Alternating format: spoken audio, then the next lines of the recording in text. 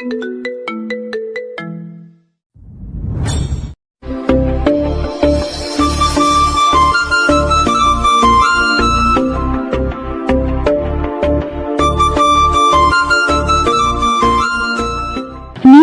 রাতে ঢেকে আছে ধরণী। ঘুটঘুটে অন্ধকার রাজত্ব চালিয়ে যাচ্ছে পৃথিবীর বুকে। দূরে ঝিঝি পোকারা নিজেদের মতো আওয়াজ করে যাচ্ছে। কিছু কিছু জোনাকি পোকা জোরে জোরে আবার নিভে গিয়ে উড়ে যাচ্ছে। চাঁদের দেখা মিলেছে একটু আগেই। কালো কালো মেঘ চাঁদের পাশে পাশে ঘুরঘুর করছে। আম বাগানি রাহাত একের পর এক সিগারেট ফুঁকে যাচ্ছে। আগে সিগারেট হাতেও নিত না, আর এখন সিগারেট ছাড়া চলে না। শীতল বাতাস রাহাতের গায়ে লেগে গেল। রাহাতের শান্তি লাগলো না। সিগারেটের শেষ বিন্দু মাটিতে ফেলে দিয়ে এক হতাশার দীর্ঘশ্বাস ফেলে দুই হাত দিয়ে মুখ ঢেকে ফেলল। বন্ধ চোখের পাতায় ভেসে উঠল টলটলে দিঘির জলের মতো ভরপুর একজোড়া চোখ। সেই চোখে রাহাত অব্যক্ত যন্ত্রণা দেখেও দেখেনি। ঠোঁট কামড়ে কান্না চেপে রাখার প্রয়াস চালিয়ে যাওয়া শুকনো দেহের এক নারী মূর্তি। হাত ছেড়ে দিয়ে চোখ খুলে ফেলল দ্রুত গতিতে। আর ভাবতে পারছে না রাহাত। হৃৎপিণ্ডে ব্যথা হচ্ছে। এই ব্যথা রাহাত আগে কেন উপলব্ধি করেনি? সেই চোখের না বলা যাতনা কেন রাহাত দাম দেয়নি? রাহাতের ঘরে বাইরে মনে কোথাও একটু স্বস্তি নেই। ছেলে রায়হানকে দিয়েও অন্তরের মিষ্টতা খুঁজে পায় না। রাহাতের চোখে আবারও ভেসে উঠল সেই নারীর লাজুক হাসি, নরম চাহনি, চুল ঝাড়া দৃশ্য। মিনমিন করে কিছু বলার শব্দ কানে বাজছে রাহাতের। আচমকা রাহাত নিজের চুল খামচি ধরে টানতে লাগলো। খুব আফসোস হচ্ছে, অনেক আফসোস হচ্ছে। তার ইসমা কোথায়? কোথায় তার ইসমা? নেই তো, কোথাও নেই। ইসমা নামক রমণী অনেক আগেই তাকে জুতা পিটা করে তার তুচ্ছ ভিটে বাড়ি ছেড়েছে। রাহাত আজ শুনতে পেয়েছে ইসমার বিয়ে হয়েছে ঢাকায়। স্বামী একজন মেজর। এই ইসমা তো রাহাতের ছিল, এখন আরেকজনের। রাহাত ইসমাকে দেখেই পাগল পাগল হয়ে বিয়ে করেছে। বিয়ের পরের দিনগুলো ছিল বেশ স্বাচ্ছন্দ্য বোধের। এই দিনগুলো গেল কোথায়? সব হারিয়ে গেছে। রাহাত হারিয়ে ফেলেছে, কুড়িয়ে নিয়েছে মেজর। রাহাত এখনো জানে না ইসমার বর্তমান স্বামী মেজর উসামার ব্যক্তিত্ব কেমন। রাহাত সন্তান সন্তান করে চিরতরে হারিয়ে ফেলল প্রকৃত সুখের অস্তিত্ব। এত অনুশোচনা, এত আত্মগ্লানি রাহাত কোথায় রাখবে? মাথা ভন ভন করে ঘুরছে। ইসমার কথা খুব বেশি মনে পড়ছে। ইসমা তো তার কাছেই ছিল, কিন্তু রাহাতের অবহেলা, অযত্ন আর শেষের নির্যাতনের শিকার হয়ে রাহাতের নাম ঠিকানা সব ছেড়ে ছুড়ে চলে গেছে। ইসমা যদি রাহাতের বিধ্বস্ত অবস্থা দেখে খুশি হবে কি, নাকি একটু মায়া দেখাবে? ধীরে ধীরে রাহাত উঠে দাঁড়ালো। বাড়ির পথে হাঁটতে ইচ্ছা করে না। রায়হান ঘুমিয়ে থাকে। সুমি খিটমিট করে সারাদিন। জরিনা মুখ বাজার করে রাখে। রাহাত অনেকদিন হলো পেট ভরে মজা করে ভাত খেতে পারে না। সুমি কাজ নিয়ে সংসার করে। জরিনা যা পারে বক বক করে রান্না করে। ইসমার হাতের রান্না মুখে লাগে না অনেকদিন হলো। সেই হাতের রান্নার স্বাদ প্রতিবেলায় বেলায় খুঁজে বেড়ায় রাহাত। অন্ধকারের মতোই রাহাতের হতাশা কেবল শুরু। এই হতাশা কোথায় গিয়ে থামে কে জানে? নাকি মৃত্যু পর্যন্ত বয়ে বেড়াতে হবে? বসুন্ধরা সিটি শপিং মলের লিফটের সামনে ইসমা কাচুমাচু হয়ে দাঁড়িয়ে আছে। লিফটে উঠবে কি করে বুঝতে পারছে না। মেজর স্ত্রীর মনোভাব বুঝতে পেরে নরম গলায় শোধালো, এই যে হলুদ রং দেখতে পাচ্ছ, এই হলুদ রঙের মাঝে পা রেখে দাঁড়াও। প্রথম একবার রেখে তারপর আরেকবার রাখবে। আমার হাত ধরে সাবধানে ওঠো। ইসমা লিফটের চলন্ত সিঁড়িতে পা দেওয়ার সাথে সাথে মেজর শক্ত করে বউয়ের হাত ধরে সাপোর্ট দিল। ইসমা স্বাভাবিক হয়ে মেজরের হাত ছাড়তে চাইলে আরো আটকা পড়ল। মেজর তো হাত ছাড়লই না, উল্টো আরো চেপে ধরেছে। মেজর ঘুরে ঘুরে ইচ্ছে মতো রেডিমেড 3 পিস কিনে ব্যাগ ভর্তি করতে লাগলো। 3-4টা ভালো বোরখা খুঁজে খুঁজে বের করে নিয়ে নিল। স্যান্ডেল থেকে শুরু করে ব্রাশ, টুথপেস্টও মনে করে নিয়ে নিল। ইসমা রোবটের মতো দেখে যাচ্ছে। স্ত্রীর সব কেনাকাটা শেষ করে শাশুড়ির জন্য কেনাকাটা করেছে। কার্ড বের করে বিল পে করে ফের দুজনে লিফটের নিকট এসে পৌঁছালো। খাতুন, জি। আমার 2 হাতে শপিং ব্যাগ। তুমি ওই শার্টের হাতায় বা পিঠের অংশে ভালো করে ধরে রাখো। কথা মতো ইসমা তাই করো। 9 বছর বয়সে শহর ত্যাগ করে মায়ের হাত ধরে গ্রামে গেল। এরপর আর শহরে আসা হয়নি।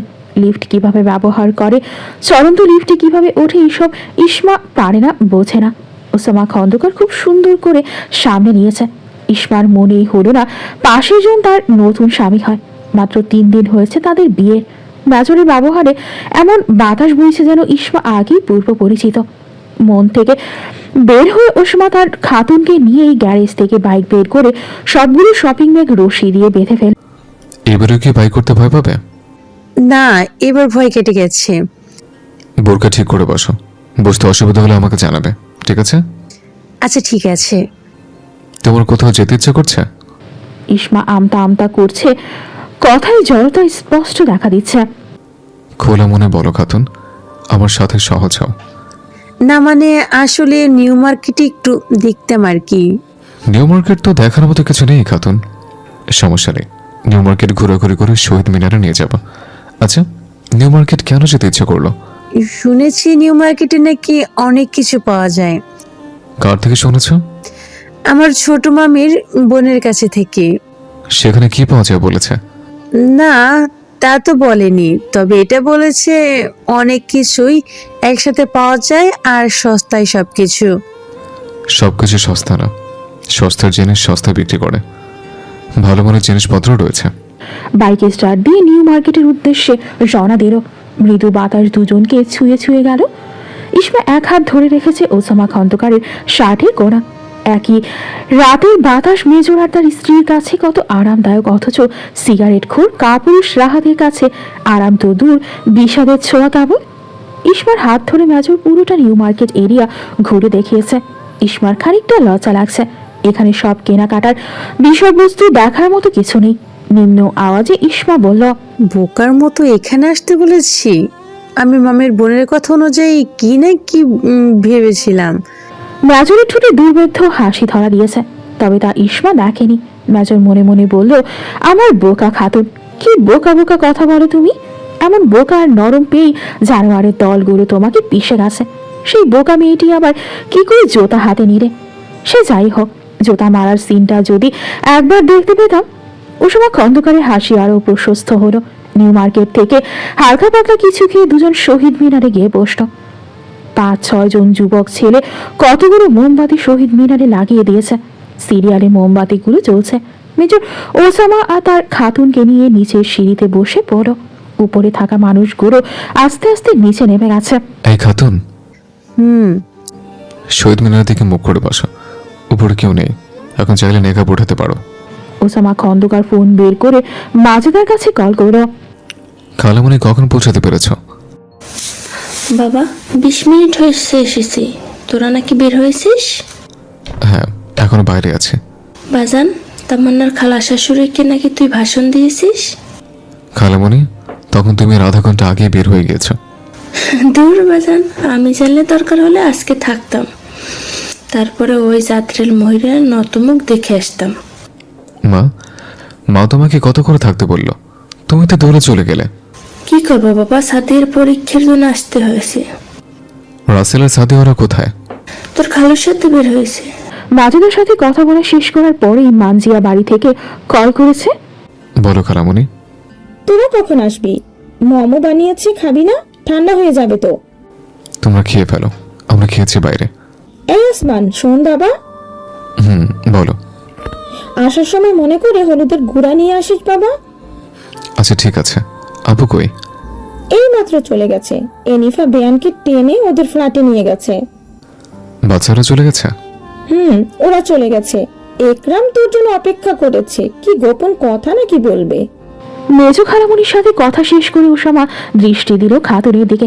মোমবাতির হলদে আলোর দিকে একধারে তাকিয়ে আছে ইসমা। হলুদ আলোর ঝলক ঠিক ইসমার মুখে প্রতিফলন হচ্ছে। গালের দাগটা ঝিলিক মেরে উঠল মেজরের চোখে। মেজর ক্ষণকাল তাকিয়ে রইল আনমনে বসে থাকা ইসমা খাতুনের দিকে। তার ভালো লাগছে দেখতে, সত্যি ভালো লাগছে অর্ধাঙ্গিনীর কোমল চেহারায় নিজের চোখ দুটো স্থির করে রাখতে। মেয়েটা খুব স্বল্প সময়ে জাদু করে ফেলেছে। মন এভাবে বিগলিত হতে থাকলে মেজর কাছের স্থানে গিয়ে থাকবে কি করে? কত অফিসারদের দেখে বাড়ির জন্য ছটফট করতে। ক্যাপ্টেন রিয়াদও কত আকুপাকু করে থাকে বাড়ির মুখে হতে। এবার মনে হচ্ছে তারও এই অবস্থাই হবে। কি ভাবছো গো? ইসমা চমকিত নয়নে ফিরে তাকালো। ব্ল্যাক ডায়মন্ডের মুখের দিকে চেয়ে রইল কিয়ৎক্ষণ। মানুষটা কালো হলেও চেহারার গঠন অমায়িক। অনেক ছেলেরা নাকি মায়াবী চেহারার অধিকারী হয়ে থাকে, তার এক টিচার বলেছিল। খারাপ কিছু বলেনি, একদম সত্যি কথা বলেছে। ইসমা সেই কথার চাক্ষুষ প্রমাণ পেয়েছে এই মেজরের চেহারায়। খাড়া নাক, ভাসমান চোখ, সরু কপাল, গায়ের রং কালো হলেও এই মুখে যেন দারুণ একটা আকর্ষণ আছে। সেই আকর্ষণে আকর্ষিত হয়েছে ইসমা। দুজনের মাঝে এক পবিত্র দৃষ্টি বিনিময় হয়ে গেল মোমবাতির নরম হলুদ আলোর বিনিময়ে। মেজর চোখে একরাশ আর্দ্রতায় ভরা মুগ্ধতা। ইসমার চোখে মেজরের সৌন্দর্য। ইসমার চোখে ধরা পড়েছে নিজ স্বামীর রূপ। কালো বলে কি কেউ সুন্দর হয় না? হয়তো কেউ কেউ হয়, এই যেমন ওসামা খন্দকার। ইসামার মনে একটা কথা আন্দোলনের মতো বেজে উঠল। এ কারণেই তার শাশুড়ি ছেলেকে কালো মানিক বলে, আর তামান্না বলে ব্ল্যাক ডায়মন্ড। একটা কমজোরি বাতাস আসতো, মোমবাতিগুলো নিভেও নিভেনি। দুর্বল বাতাসের সাথে পাল্লা দিয়ে চিকন লতার মতন আগুন ছড়িয়ে গেল। এই আলোতে একজোড়া যুগল প্রেমময় দৃষ্টি আদান প্রদান করে গেল। বাতাসের তোপে উসামা খন্দকারের সামনের চুলগুলো কপাল ছুঁয়ে দূরে উঠল।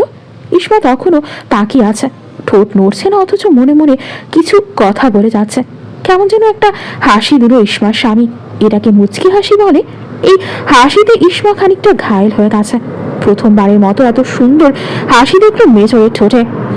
কালো মানুষটাকে কি দেখো খাতুন? আপনি কালো এই কথাটা আর বলবেন না। দেখতে গিয়ে বলেছেন, আজকে বললেন, আমার শুনতে ভালো লাগে না। আপনি যে খুব সুন্দর তা কি জানেন? মা বলে সব সময়। কি বলে? তুমি তো আগে যা বললে ওটা। আমার বন্ধুরা বলতো বন্ধুদের মাঝে আমার গায়ের রং চাপা, কিন্তু তারা বলতো ওদের যে আমার চেহারায় বেশি। বেশি কি? থেমে গেলেন কেন? শোনো, অ্যানিফা বুড়ি শাশুড়ি মাকে ওদের ফ্ল্যাটে নিয়ে গেছে।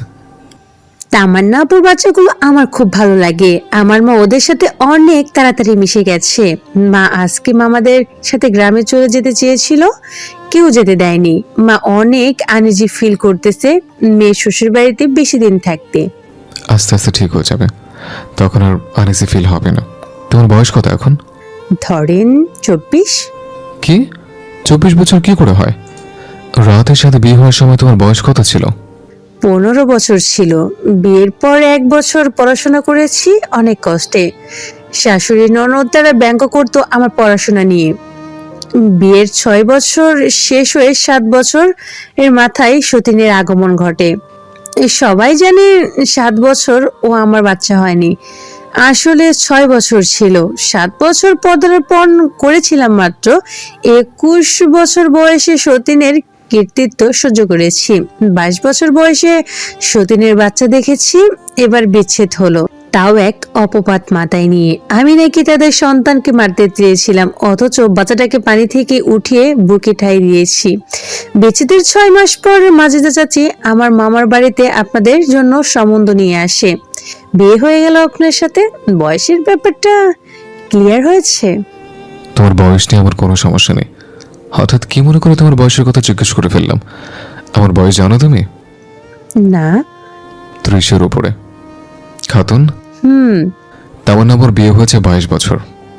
সেখানে তুমি 22 বছর বয়সে কত কিছু সহ্য করছো। ঢাকা অনেক মেয়েদের বিয়ে হয় 22-21 বছরে। গ্রামে মেয়েদের তাড়াতাড়ি বিয়ে দিয়ে দেয়, এটা আমি জানি।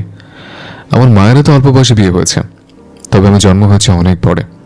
তুমি যখন ভিকটিম ছিলে, আমার মা আর মেজো খালামণি এমন সময় হতভূত করেছে, তাই তারা সহজে তোমার কষ্ট উপলব্ধি করতে পেরেছে।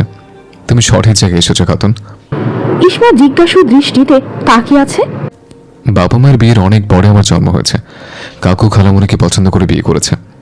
তা আমার নাপু হওয়ার পর খালামণির আর বাচ্চা হয়নি। এদিকে আমার মা তখনও নিঃসন্তান। তখন দাদা দাদি সহ বাবার কাকু যৌথ পরিবারের গ্রামে বসবাস করত। স্পন্ধা বাজা এইসব কথা আমার মাকেও শুনতে হতো। আমার দাদি বেশি হার্ড করে কথা বলতো। বাবাকে বিয়ে করাতে পাগল হয়েছে, দাদার কারণে পেরে ওঠেনি। গায়ের মানুষজন বিভিন্ন কথা শুনিয়ে যেত আমার মাকে। অনেকটা সময় পেরিয়ে যাওয়ার পর আমার মায়ের কোল আলো করে তার কালোমণি কাল্লা দান করলেন। এরপর ব্যবসায়িক কাজে বাবা আর কাকু ঢাকায় আসে। খালামণির আর কোনো সন্তান হয়নি। আমার দুজন বোন তলি টুসির জন্ম হলো গ্রামে। দাদা দাদি মারা যাওয়ার পর আমাদের সবাইকে বাবা ঢাকা নিয়ে আসে। এখানে কেউ আর খালামণিকে বন্ধা বলে না। খালামণির ঘরে তো তামান্না আপু হয়েছে, তাহলে বন্দা কেন বলবে? এক বাচ্চা হওয়ার পর আর বাচ্চা হয় না, তাই মূর্খ মানুষ কথা শুনতে পিছুপা হতো না। এসব কথা নানুর থেকে শুনেছে। আমার মা বন্ধা ছিল না, শুধু দেরি হয়েছে জননী হতে। আল্লাহ যখন চান তখনই তো হবে, কিন্তু মানুষজনের কথা কি আর বলবো। খাতুন, জি। কখনো নিজেকে খুদ মনে করবে না। আমি চিরকাল আছি তোমার পাশে। তোমার গর্ভ খালি থাকুক, শূন্য থাকুক বা পূর্ণ হোক, এতে আমার মনে এক বিন্দু দাগ পড়বে না। আমি তোমাকে সান্ত্বনা দেওয়ার জন্য বলছি না, সত্য বলছি। অন্তর একটা রেখে মুখে আরেকটা আমি বলতে পারি না। যদিও তুমি বন্ধ হও, এটা যেমন সত্যি, এটাও কিন্তু তেমন সত্যি যে তুমি আমার সহধর্মিনী। এই সময়টা 1500 বছর আগের সময় নয় যে মেয়েরা স্বামীর সাথে সতীনকে নির্দ্বিধায় মেরে নেবে। নারী মনে হিংসার আগুন জ্বলে স্বামীর পাশে অন্য নারীকে দেখলে। এটা অস্বাভাবিকের কিছু না। আমার সন্তান আমার চোখের মনি হবে, তবে সন্তানের জননী কি হবে? সন্তানের জননী হলো আগে। আমার মা আর খালামণি কখনো তোমাকে বাচ্চা বাচ্চা করে মাথা খাবে না। আজ খালামণি কি বললো শুনলে না? দরকার হলে বাচ্চা পালও কানবে। অনেক কষ্ট আর যন্ত্রণা সয়েছ, আমার বাহুডোরে সুখের সাথে থাকবে ইনশাল্লাহ। মেজর হাত রাখলো ইসমার হাতের উপরে, ভরসা আর আস্থার সহিত বলল, তোমার মাঝে আমি আটকে গেছি খাতুন। নিজের সাথে নিজে বোঝাপড়া বুঝি না, বড্ড অবাক লাগে। এত ক্ষুদ্র সময়ে কি করে তোমাকে এতটা ভালো লেগেছিল? আমার কথা এলোমেলো হয়ে যাচ্ছে, কি বলবো বুঝতে পারছি না। এমন আমার সাথে আগে কখনো হয়নি। অবনের চলাফেরা কথাবার্তা প্রথম দিনই আমার চোখে নোটিশ পড়ে যায়। মায়া ভালোবাসা পয়দা হওয়ার আগেই ও ফ্যাসাদ তৈরি করে আমার মন বিষিয়ে দিয়েছে। তুমি সম্পূর্ণ আলাদা। এই 3 দিনে তোমার কোমলতা মাধুর্যতা আমি রিক্ত এবং সিক্ত হতে চাই সবসময়। দুজন শহীদ মিনার ত্যাগ করে বাড়ির রাস্তায় বাইক চালিয়ে দিল। ইসমা খোলা আকাশের দিকে মাথা উঠিয়ে চোখ বন্ধ করে নিজের মনে বিড় করল, আমি হয়তো যোগ্য মানুষের পরিচয় পেয়েছি আল্লাহ। তোমার কাছে কি আর চাইবো, সব তোমার জন্য। তারপরও আবার চাই তুমি আমার আগে সব মুছে দিয়ে সামনের সব কিছুতেই আলোকিত করে দাও। এই খাতুন, ভালো করে ধরো, পড়ে গেলে খাতুন বাবু কই? ইসমা ভালো করে ধরে বসলো। পাশে দুজন অর্ধবয়স্ক পুরুষ মহিলা মোটর সাইকেলে করে যাচ্ছে, হয়তো স্বামী স্ত্রী হবে। পুরুষটা গেয়ে উঠল। ওই লোকের গান মেজরের কানে এসেছে। সেও ঘাড় কাত করে ইসমার উদ্দেশ্যে বলল, এই পথ যদি না শেষ হয় তবে কেমন হতো তুমি বলো তো? যদি পৃথিবীটা স্বপ্নের দেশ হয় তবে কেমন হতো তুমি বলো তো? এই পথ যদি না শেষ হয়। বধূরের শেষ লগ্নে আকাশের চিত্র এক এক রঙে মেতে ওঠে। কখনো হলুদ, কখনো কমলা রঙে নীলিমা সেজে থাকে। বিশাল আকাশের নিচে পাখিরা নিজেদের গন্তব্যে দল বেঁধে কিচিরমিচির করতে করতে তাদের নীড়ে পৌঁছে যায়। খালি পেটে বের হয়ে ভরা পেটে ফিরে আসে। ডানা ঝাপটে উড়ে উড়ে কতগুলো চড়ুই পাখি চলে গেল তাদের বাসস্থানে। মসজিদের মিনার থেকে আজান ভেসে আসছে। খন্দকার বাড়ি থেকে 3 জন পুরুষ জামাত ধরার জন্য বেরিয়ে গেছে। পথে দেখা হলো তামান্নার মেয়ে এরিসার সাথে। বড় ভাই একরামের সাথে নানুর বাসায় যাচ্ছে। নানা ভাই, নামাজ পড়তে যাও? হ্যাঁ, নামাজে যাই। তুমি আমাদের বাসায় যাবে? এই কালো মামা। ওসামা সুন্দর একখান হাসি উপহার দিয়ে ভাগ্নিকে আদর করে চলে যাচ্ছিল। হাঁটা থামিয়ে পেছন ফিরে একরামের কান মরে ধরল। মামা, কান ধরলে কেন? ঠিক মতো নামাজ পড়িস না কেন? পড়বো, কান ছেড়ে দাও। এখন থেকে নিয়মিত নামাজ না পড়লে আমিও আসমানের মতো তোর কান ধরে রাখবো। মোবারক খন্দকার এলিসাকে বাসায় ঢুকিয়ে সবার সাথে মসজিদে প্রবেশ করেছে। সবাই একসাথে নামাজ আদায় করে আবার বাসায় এসেছে। ইসমা পাস্তা রান্না করেছে। তাইয়া খাতুন একটু পায়েস বানিয়েছে। বিয়ের দিন পায়েস খেয়ে ইসমার শ্বশুরের নাকি ভীষণ মজা লেগেছে। সেই কথা আজ নাস্তার টেবিলে মোশাররফ খন্দকার বলেছিল, তাই তাহিয়া খাতুন সন্ধ্যার নাস্তায় পায়েস বানিয়েছে। বেয়ান, আপনি পারেনও বটে। দুলাভাই কথায় কথায় বলেছে পায়েস মজা হয়েছে, তাই বলে আপনার রান্নাঘরে আসতে হবে? মালিহা খানম রান্নাঘরে ঢুকে সবার জন্য বাড়িতে নুডলস বাটতে বাটতে বললেন, ইসমা, তুমি বসো। বেয়ান আর কোনো কথা নয়, সোজা খেতে বসেন। ড্রয়িং রুমে সবাই খেতে বসেছে। মালিহা খানম ইসমার হাতে নাস্তার বাটি এমন ভাবে তুলে দিল যেমন ভাবে তুলি টুসিকে দিয়েছে। মালিহা খানমের প্রতিটা কথা কাজে মমতা ছড়িয়ে পড়ে ইসমার প্রতি। ইসমা মাঝে মাঝে অবাক হয় শাশুড়ি ব্যবহারে। জরিনার সাথে মিলাতে গেলে আকাশ পাতাল তফাৎ হবে। তামান্নার বাকি 2 জন বাচ্চা এনিফা, ইমরান তারাও এসেছে। কালো মামা, তুমি আমাদের বাসায় মামিকে নিয়ে যাও না কেন? যাবো মামা, কি খাবে আমরা গেলে? মামি যা খেতে চাই তাই খাওয়াবে। আমাকে কিছু খাওয়াবে না? তুমিও তো খাবে। আজ তোমাদের পড়াশোনা কোথায় মামা? আজ পড়ালেখার ছুটি, আম্মু আজ ছুটি দিয়েছে। বাবা অফিস থেকে আসলে আমরা একটু ঘুরতে যাব। এনিফা একটু ভাবুক হয়ে বলল। আচ্ছা কালো মামা, মামির গালে একটা কিসের দাগ? ছোট্ট এনিফা সবেমাত্র প্রথম শ্রেণীতে পড়ে। সে অবুঝের মতো এক অদ্ভুত প্রশ্ন করে বসেছে। এদিকে ইসমার হাসি খুশি মুখ মুহূর্তেই মলিন হয়ে যায়। সবার মাঝে লজ্জা পাচ্ছে। ঘরের বাতাসও যেন ভারী হয়ে উঠল। তাহিয়া খাতুনের চোখ টলমল করছে। তার মনে হয়ে গেছে রাহাত কিভাবে ঘুষি নিয়ে এগিয়ে এসেছিল মেয়েকে বাঁচাতে, ধরতে গিয়ে রাহাতের আংটির আঁচল লেগে সারা জীবনের মতো এই দাগ তৈরি হয়ে গেছে। তাহিয়া খাতুনের বুক কামড় দিয়ে উঠেছে। সেদিন যদি তাহিয়া খাতুন না থাকতো তবে কি হতো? ইসমাকে হয়তো রাহাত রাগের মাথায় মেরেই ফেলতো, আর না হয় আরো বড় বিভৎস ঘটনা ঘটিয়ে ফেলতো। ওসামা খন্দকার ভাগ্নিকে কোলে বসিয়ে ছোট ছোট চুলগুলোতে হাত বুলিয়ে নরম স্বরে বলল, মামুনি, তোমার মনে আছে একবার তোমার ইমরান ভাইয়া পড়ে গিয়ে থুতনিতে কেটে গিয়েছিল? তোমার কি সে কথা মনে আছে? মনে আছে, ইমরানের অনেক ব্লাড লস হয়েছিল। আম্মু কত কান্না করেছে। বাবা অফিসে ছিল, মামা কোলে করে ইমরানকে হসপিটালে নিয়ে গেছে। আমার তো এখনো দাগ রয়ে গেছে। আমার একটু একটু মনে পড়ছে। তোমার ভাইয়া যেমন পড়ে গিয়ে ব্যথা পেয়েছে, তোমার মামিও পড়ে গিয়ে ব্যথা পেয়েছে। তখন দাগ হয়ে গেছে। বুঝতে পেরেছো আমার ছোট মা? ও, ওসামা নিজের রুমে যেতে যেতে বোনকে উদ্দেশ্য করে বলল। তুমি আমার রুমে আসো। তুলি ভাইয়ের কাছে গিয়ে দাঁড়ালো। ওসামা জিজ্ঞেস করো, টুসি কোথায়? ভাইয়া, তুষি তামান্নাপুর সাথে আছে। আপু আজ এত দেরি করছে কেন? হসপিটাল থেকে আসতে? আপু একটা কাজে গেছে ভাইয়া, সাথে তুলা ভাইয়া টুসি আছে। তোমার পড়াশোনা কেমন চলছে তুলি? চলছে ভালোই। শুধু ভালো বললে হবে না তুলি, মেডিকেলে টিকতে হলে পরিশ্রম আরো বাড়াতে হবে। তোমার জন্য কিছু বই এনেছে। পরিশ্রম বলতে জান কোরবান করার কথা বলিনি, শুধু বলেছি আর একটু মনোযোগী হও। মাথায় থাকবে ভাইয়া। যা দরকার হয় বাবাকে জানাবে। কাকু তো আছে, আপুর সাহায্য নেবে মাঝে মাঝে। আমি যেখানে থাকি তোমরা দুজনে আমার কাছে যে কোনো প্রয়োজনে কল করবে, রাত হোক দিন হোক। এবারেও কি অনেকদিন পর বাড়ি ফিরবে? আমার প্রফেশনই এমন বোন, মন খারাপ করে না। সুযোগ মিললে তাড়াতাড়ি আসবো। তোমার ভাবিকে বলো আসতে। আধার রাতে জ্যোৎস্নার মন মাতানো শীতল বাতাসে একটা ঘ্রাণ ভেসে আসছে ধীরে ধীরে। ওসামা খন্দকার বারান্দায় দাঁড়িয়ে নাসারন্ধ্র টেনে নিল সেই মোহনীয় ঘ্রাণ। টিমটিমে চাঁদের আলো বারান্দার গ্রিল ভেদ করে ভেতরে ঢুকে এসেছে। মৃদু আলো আধারের মাঝে সেই ঘ্রাণ মিলিয়ে গেল। মেজরের সামনে দাঁড়িয়েছে তার নরম মনের রমণী। এই নরমিয়াত রমণী এখন মেজরের গোপন ঘরে বাস করে। মেজর ক্রমে ক্রমে ধাবিত হয়ে গেছে ইসমা খাতুনের উপর। গায়ে তার সাদা জর্জেট কাপড়ের থ্রি পিস, গোল গাল মুখে ওড়না পিছিয়ে হাজির হয়েছে। নরম নরম চাহনি তার চাঁদের এক ফালি আলো ঠিকরে পড়ছে সাদা জামা পরা ইসমার ওপরে।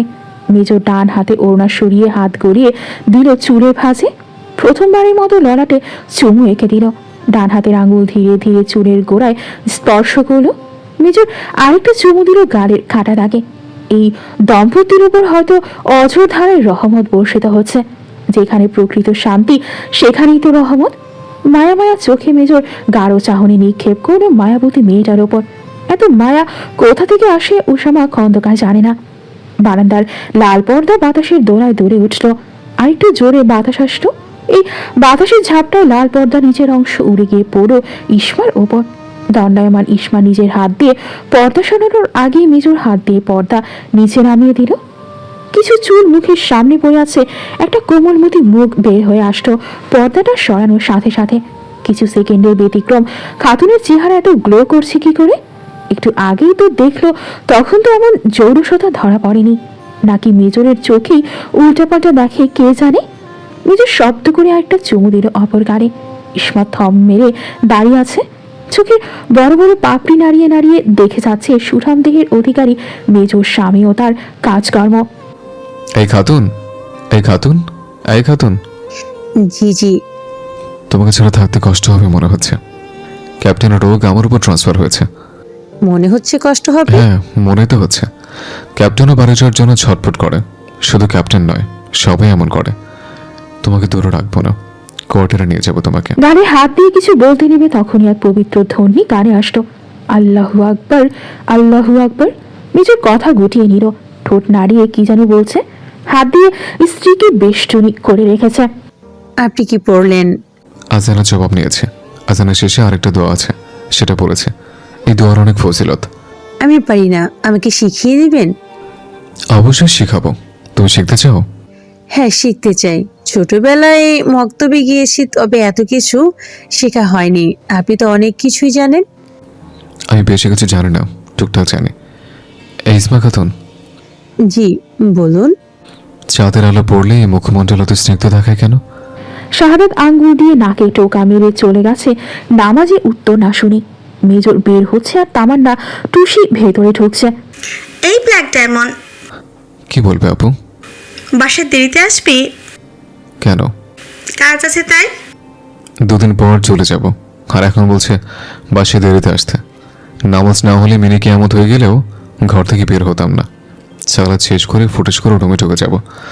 তুলতুলে একটা বউ এনে দিয়ে এখন বলে এ ব্ল্যাক ডায়মন্ড বাসে দেরিতে আসবে। হালে অবিচার তুমি সইবে না আল্লাহ। আমি এক বোকা খাতুনের জামাই। এই মেয়ে বোকা হলেও আমাকে কি করছে তুমি জানো। রাহাতকে খুঁজতে খুঁজতে জরিনা আম বাগানে এসে দেখে লম্বা হয়ে রাহাত মাচায় শুয়ে আছে। পাশে কতগুলো পোড়া সিগারেটের শেষ বিন্দু পড়ে আছে। আকাশের দিকে মুখ করে চোখ বন্ধ অবস্থায়। ছেলের এমন নাজেহাল অবস্থা দেখে জরিনার বুক কামড়ে ধরেছে। মাতৃসত্তা হু হু করে জেগে উঠেছে। রাহাতের পাশে বসে ডাক দিল, বাজান ভাত খাইতে না? বিষ দাও মা, খায় ময়রা থাকি। জরিনা হাউমাউ করে কেঁদে ফেলল। রাতের নিরিবিলি পরিবেশে জরিনার কান্না যেন ভুতুরে আওয়াজে রূপান্তর হয়েছে। হেঁচকি তুলে কাঁদতে কাঁদতে জরিনা ছেলেকে ধরে বলল, বাজান কি করতেছস? ঠিক কইতাছি গো মা, আমার সব শেষ, আমার কিছুই নাই, আমার ইসমা নাই। জরিনা মুখ চেপে কাঁদছে। রাহাত বাড়ি ফিরল কি ফিরল না এ নিয়ে সুবির কোনো মাথা ব্যথা নেই। খাওয়া দাওয়ার ব্যাপারেও একই অবস্থা। আম্মা, তুমি না কইছিলা সন্তান হইল বংশের বাতি, বংশের প্রদীপ। সন্তান সন্তান কইরা আমার জীবনের প্রদীপ একেবারে নিভে গেল। জানো মা, সন্তান সবার পেট থেকে বের হলেই জন্মগতভাবে আদর্শ হয়ে ওঠে না। একজন আদর্শ মায়েরও দরকার হয়। সুমি আদর্শ বউ না, আদর্শ মাও না। আদর্শ মা হতে পারতো ইসমা। আমাকে তোমরা অনেক তাড়াহুড়া করে সুমির সাথে বিয়েটা করিয়ে দিলে। আর কিছু বছর অপেক্ষা করলে কি হতো? ওই পাড়ার জয়নালের বউয়ের 12 বছর পরে ছেলে হয়েছে। আমার আর ইসমার হয়তো আরো বছর খানিক পরে বাচ্চা হইতো। কি করলাম আম্মা, কি করলাম আমি? জরিনার মুখে তালাবদ্ধ ইসমার শেষ কথা মনে পড়ছে। যাওয়ার সময় ইসমা বলেছিল, আমার কথা আপনার একদিন হলেও মনে পড়বে। জরিনার পলকে পলকে ইসমার কথা মনে পড়ে। ইসমা থাকাকালীন সময়ে জরিনার উপর এত চাপ পড়তো না। এখন রান্নাঘরে পাতা ঠেলে রান্না করতে হয়। শুধু মন চাইলে কাটাকাটি করে দেয়, না চাইলে নাই। জরিনা চোখের পানি মুছে রাহাতকে নিয়ে বাড়ি গেল। ইসমার কষ্ট দীর্ঘশ্বাস আর অন্তরের বদ্দোয়া লেগেছে। ইসমা চলে গেছে বেশি দিন হয়নি। এর মাঝেই রাহাতের পরিবারের শান্তির দুর্ভিক্ষ লেগেছে। আজ ইসমা ইসমা করে জান দিলে কি হবে। ইসমা যখন মাটি কামড়েছিল তখন মেয়েটার কলিজায় আঘাত দিতে দিতে শেষ করেছে। ইসমা তার কাঙ্ক্ষিত জায়গায় আছে। এক শান্তিপূর্ণ পরিবার পরিবেশ পেয়েছে, সাথে পেয়েছে এক সাহসী সৎ চরিত্রবান পুরুষ। তামান্নার স্বামী আরিফ উসামা খন্দকারকে ধরে বেঁধে মসজিদ থেকে বের করে তাদের বাসায় নিয়ে গেছে। তামান্না বলে দিয়েছে ওসামাকে ঘন্টা 2 জন্য আটকে রাখতে। আরিফ করলেও তাই। মেজর ক্ষণে ক্ষণে বের হতে চাইছে। একরাম, ইমরান, এলিসা, এনিফা আর কালো মামার সাথে কথা বলে পার করে দিল অনেকটা সময়। এনিফার ভীষণ মন খারাপ। আম্মু বলেছে ঘুরতে নিয়ে যাবে, অথচ নানুর বাসায় গিয়ে বসে আছে। ওই বাড়ি থেকে তামান্না আরিফকে কল করে বলল ব্ল্যাক ডায়মন্ডকে ছেড়ে দিতে। ওসামা ছাড়া পেয়ে এক প্রকার লাফিয়ে দরজায় গেল। মন টিকছে না এখানে। মেজর শালাবাবু, আজ তোমার পকেট ফাঁকা করবে। এনিফা মামার সাথে ছুটল। তামান্না ওসামাকে দেখেই পথ আটকে দাঁড়িয়েছে। নিজের ভ্রু কুচকে তাকিয়ে আছে। বর্ডার গার্ডের মতো দাঁড়িয়েছে কেন? ইসমাকে হুড়পুরির মতো সাজিয়ে বসিয়ে রেখেছে তোর রুমে। তো কি হয়েছে? আমাদের পারিশ্রমিক চাই। আমি তুলি টুসি 3 জনকে, বেশি না, 50,000 দিলেই হবে। আমি মেজন না, টাকা ধরার গাছের প্রহরী। যখন টাকা চাইবে তখন গাছ থেকে টাকা ছিঁড়ে তোমার হাতে দেব। তোর কাছ থেকে আমরা কবে টাকা চেয়েছি? এই যে আজকে চাইলে। কোনো কথা হবে না। এনিফা, তোমার মামিকে নিয়ে চলো আমার বাসায়। ও একা একা ঘুমাবে। তুই সেনানিবাসে চলে যাওয়ার পর ইসমা এই বাড়িতে আসবে। ইনিফা মামির কাছে যাওয়ার জন্য পা বাড়াতে উসামা ধপ করে ইনিফাকে করে তুলে নিল। আমার সাথে এমন করছে কেন আপু? যাও, এবার রেশন তুলে তোমাদের বাসায় পাঠিয়ে দেবো। তোর রেশমে গোষ্ঠী কিলাই আমি, টাকা বের করে চান্দু। আমার কালো মানিককে তোরা বিরক্ত করছিস কেন? তোমার কালো মানিককে বলো আমাদের টাকা আমাদের বুকে বুঝিয়ে দিতে। কিসের টাকা আমাকে বল, আমি দিয়ে দিই। উফ, খালামণি সরো তো। মোবারক খন্দকার হাতে বই নিয়ে হেঁটে এসে বড় বড় চোখ করে বলল, তামান্না, তুলি তুষি যদি টাকা পায় আমি কেন পাবো না? আমিও টাকা চাই। মোশাররফ খন্দকারও টাকার ভাগ চাইছে, অথচ দুই ভাই জানেই না কিসের টাকার জন্য ওসামাকে আটকে রেখেছে। এই আসমান, টাকা দিয়ে দে, আমাদেরকেও দিতে হবে। আমরা কি নদীর জলে ভেসে এসেছি নাকি? তামান্না মাথায় হাত দিয়ে দাঁড়িয়ে আছে। তারা একটু মজা করতে চেয়েছে, বাবা চাচা বাম হাত ঢুকিয়ে সব এলোমেলো করে দিচ্ছে। মানজিয়া খানু কটমট করে স্বামীকে বলল, উপন্যাস পড়ে দিন কাটিয়ে দে, সেই লোক এসেছে ছেলে মেয়েদের সাথে পাল্লা ধরে টাকা দাবি করতে। স্ত্রীর ঠেরানি শুনে মোবারক সাহেব ভোতা মুখে চলে গেছে। মানজিয়া খানু বড় বোনের উদ্দেশ্যে বলে গেল, আপা, তোমার জামাইকে এখান থেকে নিয়ে যাও। না, সাইডে দাঁড়িয়ে আবার দরজা ঠেলে ভেতরে ঢুকে গেল। হাসি দিয়ে বলল, একটু কাজ আছে।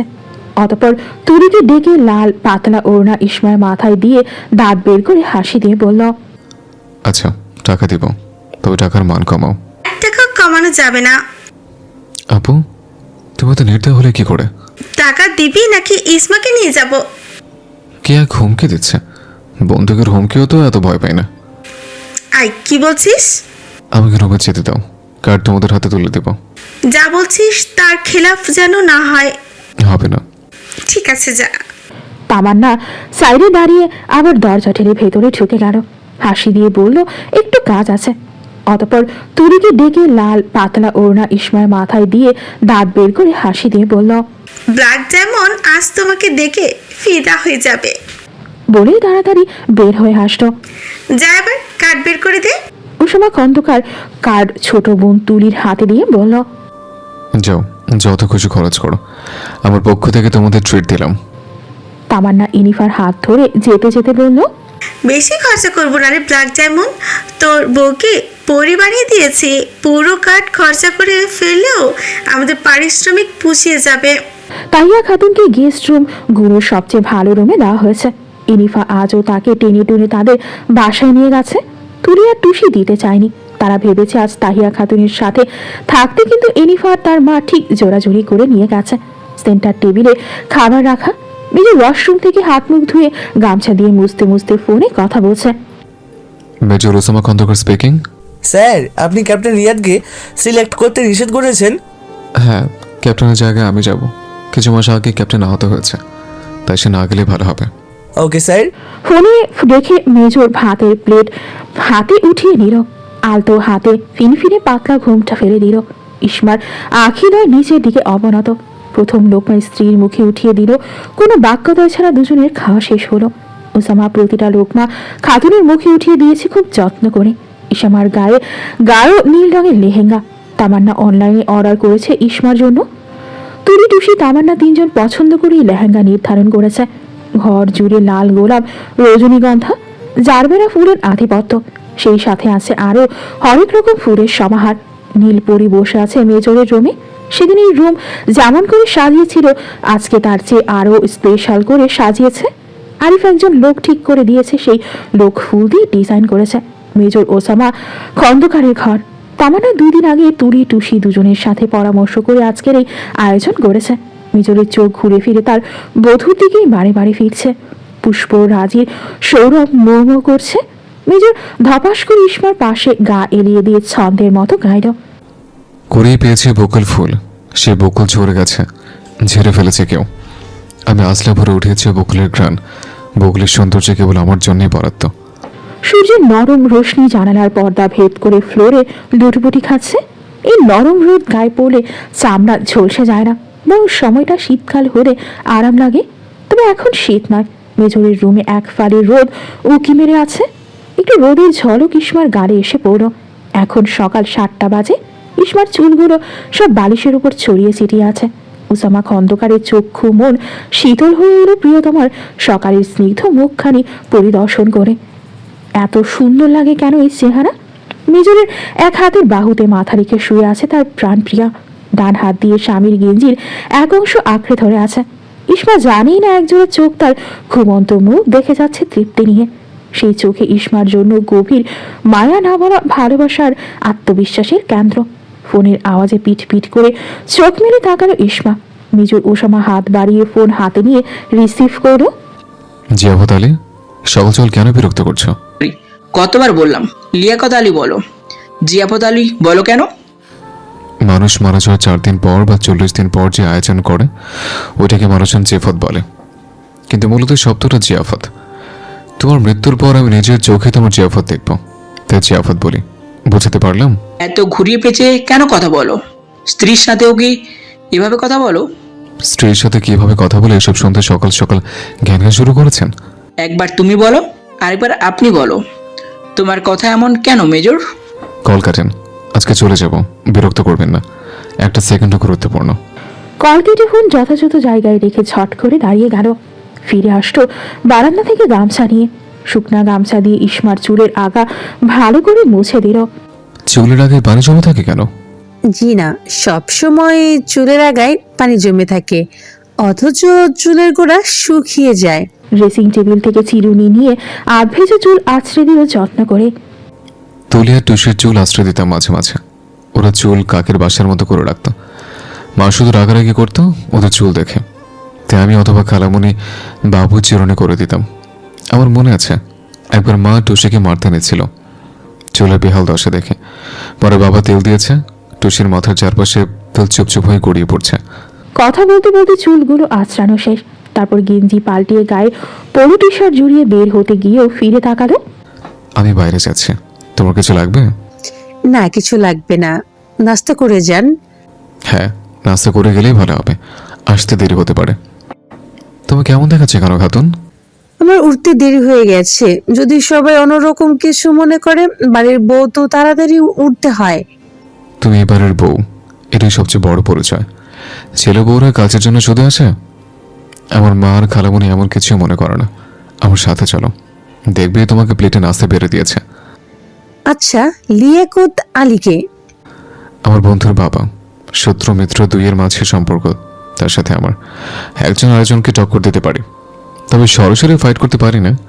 আস্তে আস্তে সব জেনে যাবে। ছোট মাথায় এত চাপ নিও না, আমি একটু ভাবো। আপনাকে একটু কেন ভাববো? তাহলে কি বেশি বেশি ভাববে? আমি তো চাই তুমি বেশি বেশি ভাবো। আমাকে ভাবতে গিয়ে আমার অনুপস্থিতির শোকে কাটলেও আমি খুশি হব। মন বলবে, আহারে আমার খাতুন আমার জন্য কাঁদছে। এটা যেমন ব্যথা তেমন শান্তিও বটে। তুমি আমার জন্য কাঁদবে ভাবতে ওকে আমার আনন্দ লাগছে গো। আমার বিরহে কাঁদবে না? একটুও কাঁদবে না? ইসমা হ্যাঁ বা না কিছু বলার আগেই মালিহা খানম এসে বললেন, আসমান, তোরা খাবি না বাবা? ইসমা, তাড়াতাড়ি খেতে আয়। তোর কি ক্ষুধা লাগে না মেয়ে?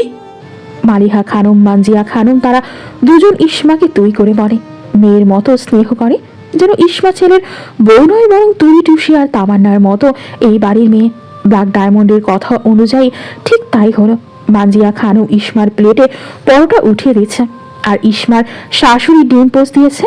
সবজি দিল ইসমার শ্বশুর। মোবারক খন্দকার 32 পাটি দাঁত বের করে বললেন, ইসমা, তোমার কাছে কোনো বই হবে?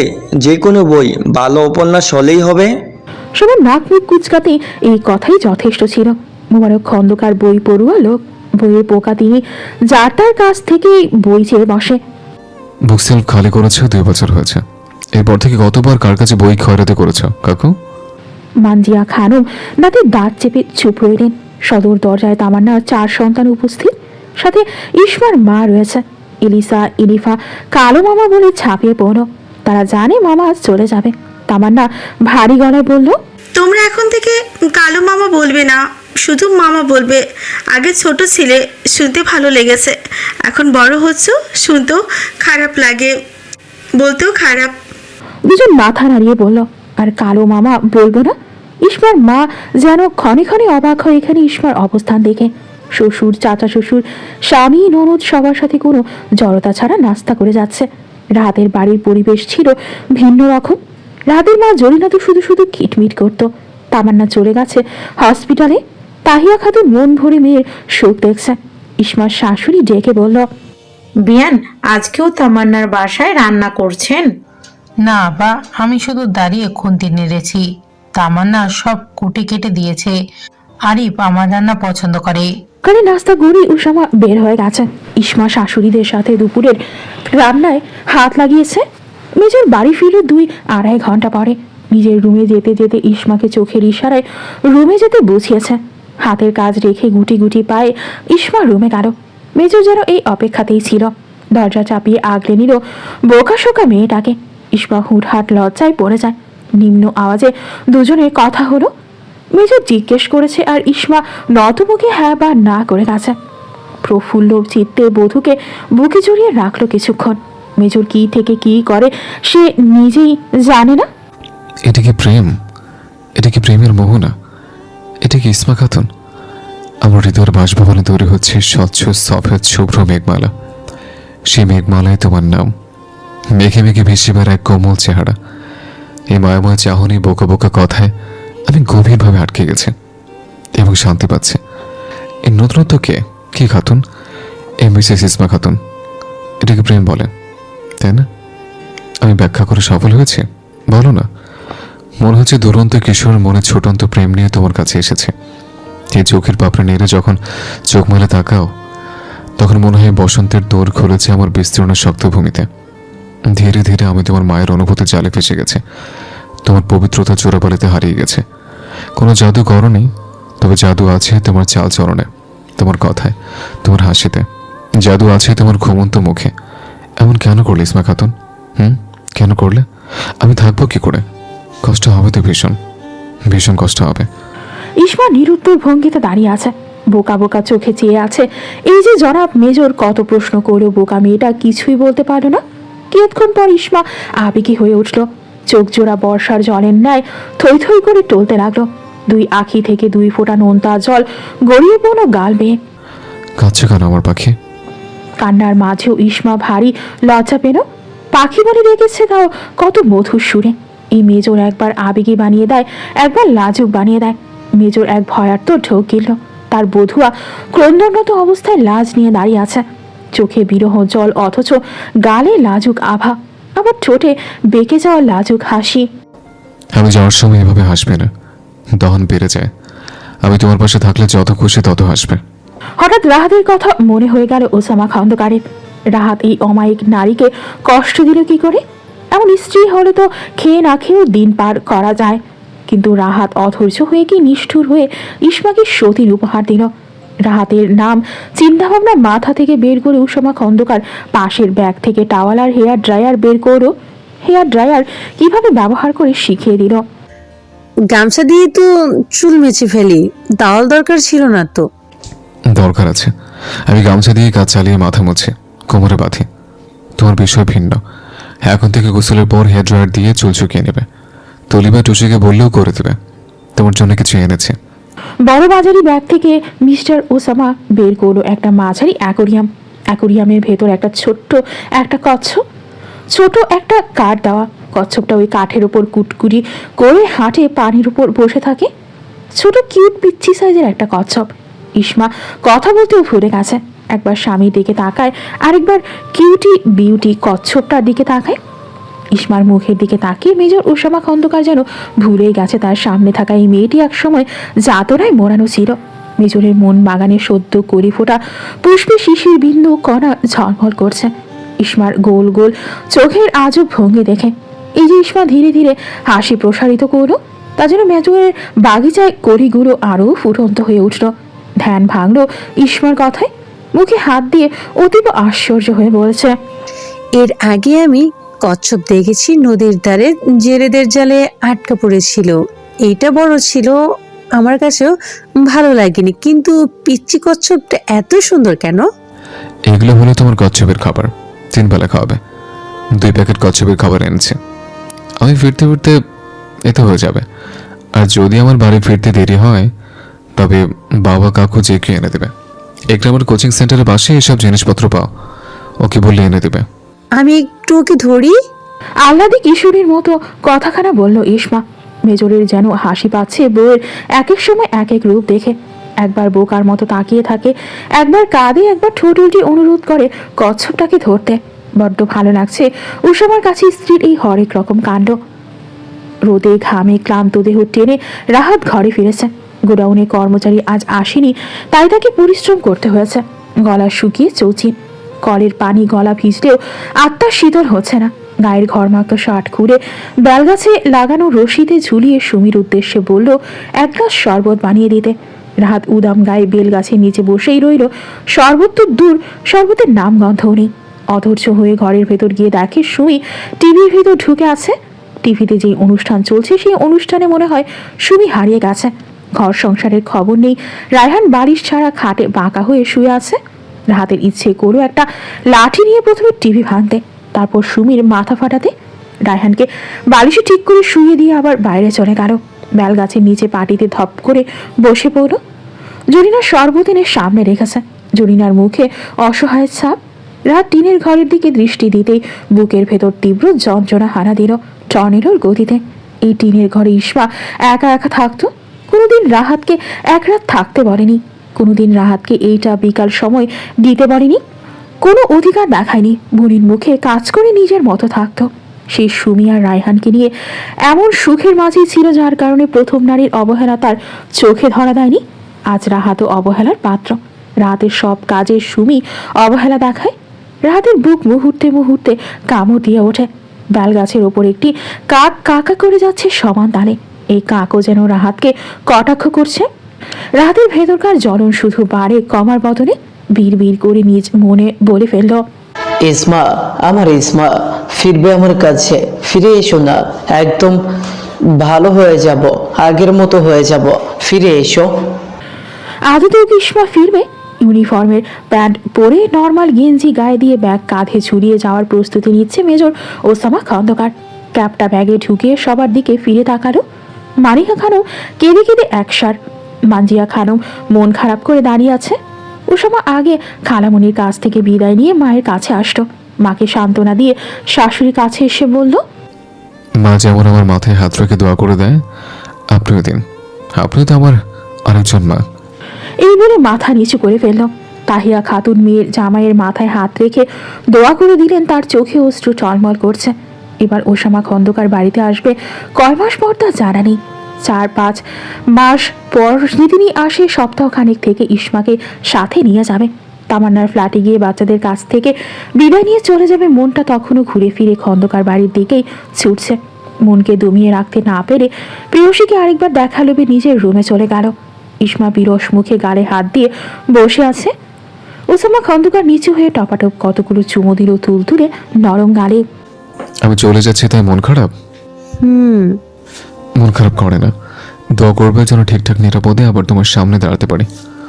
খাতুন, আমার বউকে ইসমা খাতুন আমি যদি না ফিরে, তবে আমার নাম বয়ে বেড়াবে সারা জীবন। মেজরের স্ত্রী হয়ে থাকবে। আমার নিথর গলিবিদ্ধ মৃতদেহ ফিরে আসলেও তুমি আমার বাড়িতেই থাকবে জনম জনম।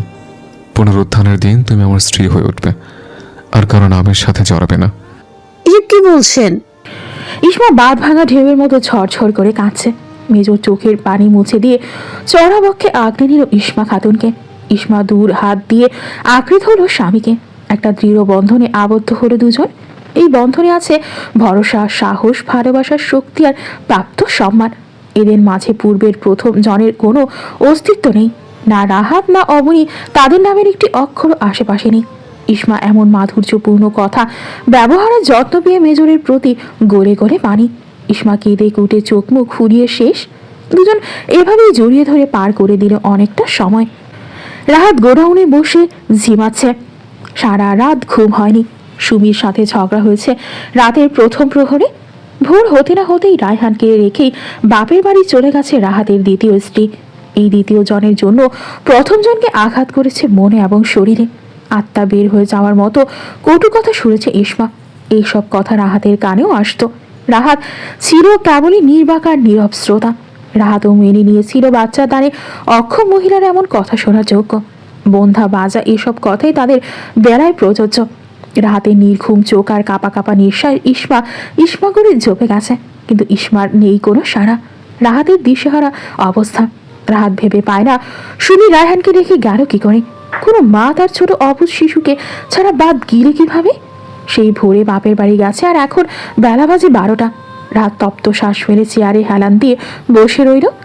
উসমা খন্দকারের খালাতো ভাই রাসেল আইসক্রিম খেতে খেতে গোডাউনের সামনে দিয়ে যেতে যেতে রাহাত ডাক দিল তৎক্ষণাৎ, রাসেল এদিকে আসো। কি বলবেন? তোমার খালাতো ভাইয়ের সাথে নাকি ইসমার বিয়ে হয়েছে। জানেনই তো, আবার জানতে চান কেন? ইসমার সাথে তোমার ভাইয়ের বিয়ের সম্বন্ধ কি মাজেদ চাচি নিয়ে গেছে? হ্যাঁ, আমার মা নিয়ে গেছে। আর কিছু বলবেন? তোমার ভাই নাকি মেজো? হ্যাঁ, আসমান ভাইয়া একজন সেনা সদস্য। আমি একটু কথা বলবো তোমার ভাইয়ের সাথে। ফোন নাম্বারটা দাও। রাসেল ফোন নাম্বার দেওয়ার সাথে সাথে রাহাত কল লাগিয়ে দিল। রাসেল দাঁড়িয়ে আছে দেখবে রাহাত কি বলে। ক্রিং ক্রিং শব্দ হচ্ছে কিন্তু রিসিভ হচ্ছে না। প্রায় 5 থেকে 5 বার কল করার পর রাহাত হতাশ হয়ে মোবাইল পকেটে রেখে দিয়েছে। পকেটে রেখে দেওয়া মাত্রই রাহাতের মোবাইলে কল এসেছে। Major Usama Khandakar speaking. রাহাতের কণ্ঠ কেঁপে উঠল। কেমন এক রাশভারী ঠান্ডা গলার স্বর। থেমে থেমে রাহাত বলল, আমি রাহাত, আপনার খালা মাজেদার প্রতিবেশী। অপর পাশ থেকে মেজরের কথা ভেসে আসলো, আমার খালামণির প্রতিবেশী হওয়া ছাড়াও আপনার আরেকটা পরিচয় আছে। রাহাত জিহ্বা দিয়ে শুকনো ঠোঁট জোড়া ভিজিয়ে কণ্ঠ খাদে নামিয়ে বলল, কি পরিচয়ের কথা বলছেন? মিস্টার রাহাত, আপনি সন্তানের ওসিলায় দ্বিতীয় বিয়ে করেছেন। প্রথম স্ত্রীকে পশুর মতো মেরেছেন এবং তার ভরণ পোষণ ঠিকভাবে আদায় করেননি। আপনার সন্তানকে ধরতে দেননি, অথচ সন্তানের মলমূত্র থেকে শুরু করে ছোট গামছা পর্যন্ত ধুয়েছে সে অবহেলিত নারী, যাকে দেখিয়ে দেখিয়ে নিত্যদিন দ্বিতীয় স্ত্রী নিয়ে রং তামাশা করেছেন। আপনার আরও পরিচয় আছে, যখন আমি বলতে চাইছি না। তা বলুন, কে যেন আমার শরণাপন্ন হয়েছেন? রাহাত কিছুই বলছে না, জবানে তালা লাগিয়ে ফোন চেপে দাঁড়িয়ে আছে। মিস্টার রাহাত, আপনি কিছু বলবেন নাকি আমি রেখে দেব? কিছুক্ষণ পর আমার মিটিং আছে। বুকে সাহস জুগিয়ে রাহাত বলতে লাগলো, ইসমাকে আপনি বিয়ে করে নিঃসন্তান থাকতে হবে। আপনি একজন শিক্ষিত হয়ে গ্রামের মেয়েকে বিয়ে করে ঠকে গেছেন। ইসমার গালেও বড় স্পষ্ট আছে, তাই কোনো দিক দিয়ে ইসমার সাথে আপনার যায় না। তাই বলছিলাম আপনি ইসমার সাথে বিয়ে বিচ্ছেদ করে দেন। আমি পুনরায় ইসমাকে বিয়ে করব। ইসমা রাজি না হলে ইসমার পায়ে ধরে মাফ চাইব। আমার বিশ্বাস ইসমা আমাকে ক্ষমা করে দিবে। সুমিকে আজীবনের জন্য বিদায় করে দিব। রাইহানকে নিয়ে আমাদের সুখের সংসার হবে। ইসমাকে রাইহান মা ডাকবে। আগেই আমি বলেছিলাম সুমির ঘরে বাচ্চা হলে ইসমাকে বড় মা ডাকতে। রাইহান এখনো কিছু বলছে না। রাইহান সুমিকে কিছুদিন গেলেই ফুলে যাবে। ইসমা আরও কিছু বলতে নিচ্ছিল কিন্তু আর বলতে পারো না রাহাত। মেজর তাকে থামিয়ে দিয়েছে। রুক্ষ গলায় চিবিয়ে চিবিয়ে দাঁতের দাঁত চেপে মেজর বলল, এক লাইনে কয়বার ইসমা বলা হচ্ছে? ইসমা ইসমা করে আমার কানে রক্ত গরম করার মানে কি? কোন স্ক্রিপ্ট রাইটার থেকে মুখস্থ বলে শিখে পুরাতন রেকর্ডের মতো প্রলাপ করছেন? আপনার অধীনে যে ইসমা ছিল সে এখন আগের মতো নেই। সে এখন মেজর উসামা খন্দকারের ইসমা খাতুন। স্বর্ণের পাত্র যখন হাতে ছিল তখন ফেলে দিলেন। যখন তার অভাবে তার কদর অনুভব হলো তখন আবার তাকে তুলতে চাইছেন। সে কি এখন আপনার জন্য পড়ে আছে? তাকে আমি তুলে নিয়েছি, আমার বক্ষে ঢুকিয়েছে। আমার বুক চিরে ফেলেও তার খোঁজ পাবেন না। আমি বেঁচে থাকি বা মরে যাই, যাই হোক, ইসমা খাতুন সর্বদা উসামা খন্দকারের বধূ হিসেবেই থাকবে। ইসমা খাতুন 72 বছর সাদা শাড়ি গায়ে দিয়ে বিধবা নারী হয়ে মৃত স্বামী স্মৃতিচরণ করবে, তবুও সে আমার হয়েই থাকবে। আপনার সাহস দেখে অবাক হচ্ছে আমি। শুধু অবাক না, ভীষণ আশ্চর্যও বটে। আমার কাছে প্রস্তাব রাখছেন আমার বউকে ছেড়ে দিতে, আর ছেড়ে দেওয়ার পর আপনি তাকে নিয়ে সুখে থাকবেন? আল্লাহ, আজ আমার হাসিও পাচ্ছে না। এ বছরের সেরা কৌতুক আপনি আমাকে ফ্রিতে শুনিয়ে দিলেন। তো মহাশয়, আপনার প্রিয়তম স্বামীকে বিদায় করবেন কেন? তাকে বলছি ভাল লাগে না? ভালো থাকার জন্য তো কত কেচ্চা খানি আপনি আর আপনার পরিবার করে গেল যাত্রা পালার মতো। প্রচণ্ড রাগ উঠছে, প্রচণ্ড জেদ চেপে বসেছে ছোটদের রন্ধ্রে রন্ধ্রে। যে মেয়েটিকে আপনি আলাদা করে দিয়েছেন, আজ সেই মেয়েটি থেকে কাজের সূত্রে আলাদা হওয়ার কারণে আমার সময়, খাওয়া দাওয়া, চলাফেরা সব কিছুতে বিরহ বাতাস বয়ে বেড়ায়। মিস্টার রাহাত কি হারিয়েছেন, কি ছুড়ে ফেলেছেন, এখন নিশ্চয়ই হারে হারে টের পাচ্ছেন। গালের দাগ, এই দাগের দোহাই দিয়ে আমার মন টলাতে চাইছেন। হারে মেয়ে, এই দাগই তো আমার নজরে প্রথম পড়েছে। আমার একটু বিরক্ত লাগেনি, খারাপ লাগেনি। এই দাগটা আমার কাছে বিউটি স্পট মনে হয়। আমাদের ঘরে কোনো জানা জন্ম হোক না হোক তাতে কিচ্ছু যায় আসে না। আমি সমাজের নিন্দনীয় অনাচার অবাঞ্ছনীয় প্রেক্ষাপটের বিরুদ্ধে গিয়ে দেখিয়ে দেব একজন বন্ধা নারীকে নিয়েও সুখে থাকা যায়। একজন নিঃসন্তান নারীও হতে পারে কোনো পুরুষের সুখের ঠিকানা। হ্যাঁ, ওই ইসমা খাতুন হলে আমার জন্য এক আস্ত সুখের ভেলা। এই ভেলা আহরণকালে কে জলচ্ছেষ তৈরি করতে আসলে তার নিঃশ্বাস অজগরে থাপা বসিয়ে দেব। জমিনের উপর দাঁড়িয়ে আমি অহমিকে কথা বলতে চাই না। আমাকে বাধ্য করবেন না, আমাকে বাধ্য করবেন না আপনার চোখে ভীতি সঞ্চার করতে। আমি সবার জন্য ভালো নই। যারা ভালো আমি তাদের সাথে ভালো, আর যারা অসৎ আমি তাদের সাথে দূরত্ব বজায় রাখি মাইল মাইল। আপনার এখন ইচ্ছে করছে আগে স্ত্রীকে গ্রহণ করতে? আমারও কিন্তু কিছু ইচ্ছে করছে। শুনবেন কি ইচ্ছে করছে? ইচ্ছে করছে যে হাত দিয়ে আমার বোকা খাতুনের পিঠে কিল ঘষে মেরেছেন, সে আঙুলের আংটির ঘষার ফলে নরম কালো রক্ত ছড়িয়েছেন, সে হাত পুরোটাই কেটে ফেলে। আর ওই আঙুল যে আঙুলে আংটি পড়েন, ওই আঙুল কেটে ছোট ছোট সিলেটের গজার মাছগুলোকে খেতে দেয়। মানব মস্তিষ্কে কত সময় কত ইচ্ছায় তারা খাম্বার মতো দাঁড়াতে চায়, কিন্তু ইচ্ছাকে প্রশ্রয় দিতে নেই। তাই আপনাকে বলি, মাথায় ঢুকিয়ে রাখুন। আমি যেমন আপনার হাত আর আঙুল না কেটে বাড়াবাড়ি প্রশ্রয়টা দমিয়ে রেখেছি, আপনি তেমন নিজের অহেতুক অসম্ভব ইচ্ছাগুলো দমিয়ে রেখে দিন। বারবার আমি চুপ থাকবো না। আপনার মতো মেরুদণ্ডহীন আমি নই, আলহামদুলিল্লাহ। আমার সৎ সাহস রয়েছে। আমার সাহসকে দুঃসাহস রূপে দেখতে নিশ্চয়ই আপনার ভালো লাগবে না। রাহাতের ভিতর বাহির দামামা বাজিয়ে ঘোষণা দিচ্ছে ইসমা, উসামা, এই দুইটা নাম। দুজনের নাম কাকতালীয় ভাবে কতখানি মিলে গেল। আজ রাহাতের হাবুডুবু অবস্থা। হায় রে, ইসমা তো এর চেয়ে আরো বেশি হাবুডুবু খেয়েছে পরিস্থিতি এবং নানা জনের নানা কথায়। প্রত্যেকে সুযোগ পেয়েছে শুধু রাহাতের কারণে। আসমান ভাই কি বললো আপনাকে? রাহাত নিশ্চুপ। আমি দেখেছি ইসমা ভাবি কত কষ্ট করেছে। আমার মা মাঝে মাঝে ভাবিকে ভাত তরকারি দিয়ে সাহায্য করত, কোনো কথা ছাড়া ভাবি সেগুলো খেয়ে নিত। রাহাত, হায় রে রাহাত, এখন তার স্বার্থে টান পড়েছে। তার এখন সুখের স্বার্থ লাগবে, তাই ইসমাকে দরকার। অথচ ইসমার সুখে থাকা সে চিন্তাও করেনি। আকাশ গুরুম গুরুম ডাকছে, বৃষ্টি আসবে আসবে ভাব। তুলি টুসি দুজনে ইসমার রুমে এসে ঘাপটি মেরে বসল। তাহিয়া খাতুন ঘুমিয়ে আছে, মাঞ্জিয়া খানম, মালিহা খানম তারাও ঘুমিয়ে আছে। এই সুযোগে দুই বোন এসেছে ভাবির সাথে বৃষ্টিতে ভিজতে। গগন জুড়ে কালো মেঘেদের বিস্তর মেলা। কিছু কিছু মেঘ খণ্ড খণ্ড হয়ে পড়ে আছে ছড়াছড়ি হয়ে। টুপ টুপ করে একটা সময় বৃষ্টি পড়তে লাগলো। একটু আগে ছিল পরিবেশটা ঠান্ডা হওয়ার পথে, আর এখন সোজা শীতল আর শীতল। ভাবি চলুন বৃষ্টিতে ভিজি। বৃষ্টিতে ভিজলে জ্বর কাশি বাঁধিয়ে ফেলে, তাই তাদেরকে কেউ ভিজতে দেয় না। আজ সবার ঘুমের সুযোগ নিয়ে বৃষ্টি বিলাসের লোভ জেগেছে। ননদ ভাবি মিলে চুপিসারে ছাদে চলে গেল। ছাদের ট্যাঙ্কির পিছনে গিয়ে তিনজন ভিজতে লাগলো। এমন সময় 3:30টার দিকে ট্যাঙ্কির পিছনে একটু খালি জায়গা আছে। দেয়ালের ওই পারে একটা বড় গাছ, তাই আশেপাশের বিল্ডিং থেকে একতলা বাড়ির ছাদের এই নিরিবিলি অংশটা চোখে পড়ে না। বৃষ্টি ধীরে ধীরে বেড়ে চলেছে। হালকা বাতাসের সাথে বৃষ্টি বর্ষিত হতে লাগলো ধরণীতে। 2 দিন আগে ক্যাপ্টেন রিয়াদের স্ত্রী লামিয়া বেড়াতে এসেছে খন্দকার বাড়িতে। লামিয়াও ঘুমেছিল। ঘুম ভাঙে রিয়াদের কল্পে। রিয়াদের সাথে কথা বলতে বলতে লামিয়া ছাদের দরজায় পা ফেলে। তুলি টুসি দুজন লামিয়াকে দেখে অসহায় চোখে তাকিয়ে আছে। চোখে চোখে বলছে, কাউকে বলো না আমরা যে বৃষ্টিতে ভিজছি। লামিয়া মাথা নাড়িয়ে বোঝালো, বলবে না? ভাবি আপনিও আসুন, সবাই ভিজি। আমি তো গোসল করে ফেলেছি।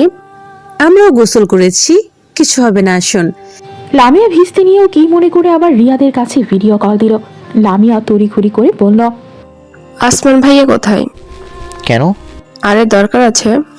স্যার মাত্রই কটেজে এসেছে। ভাইয়াকে ফোনটা দাও। কেন, কি হয়েছে?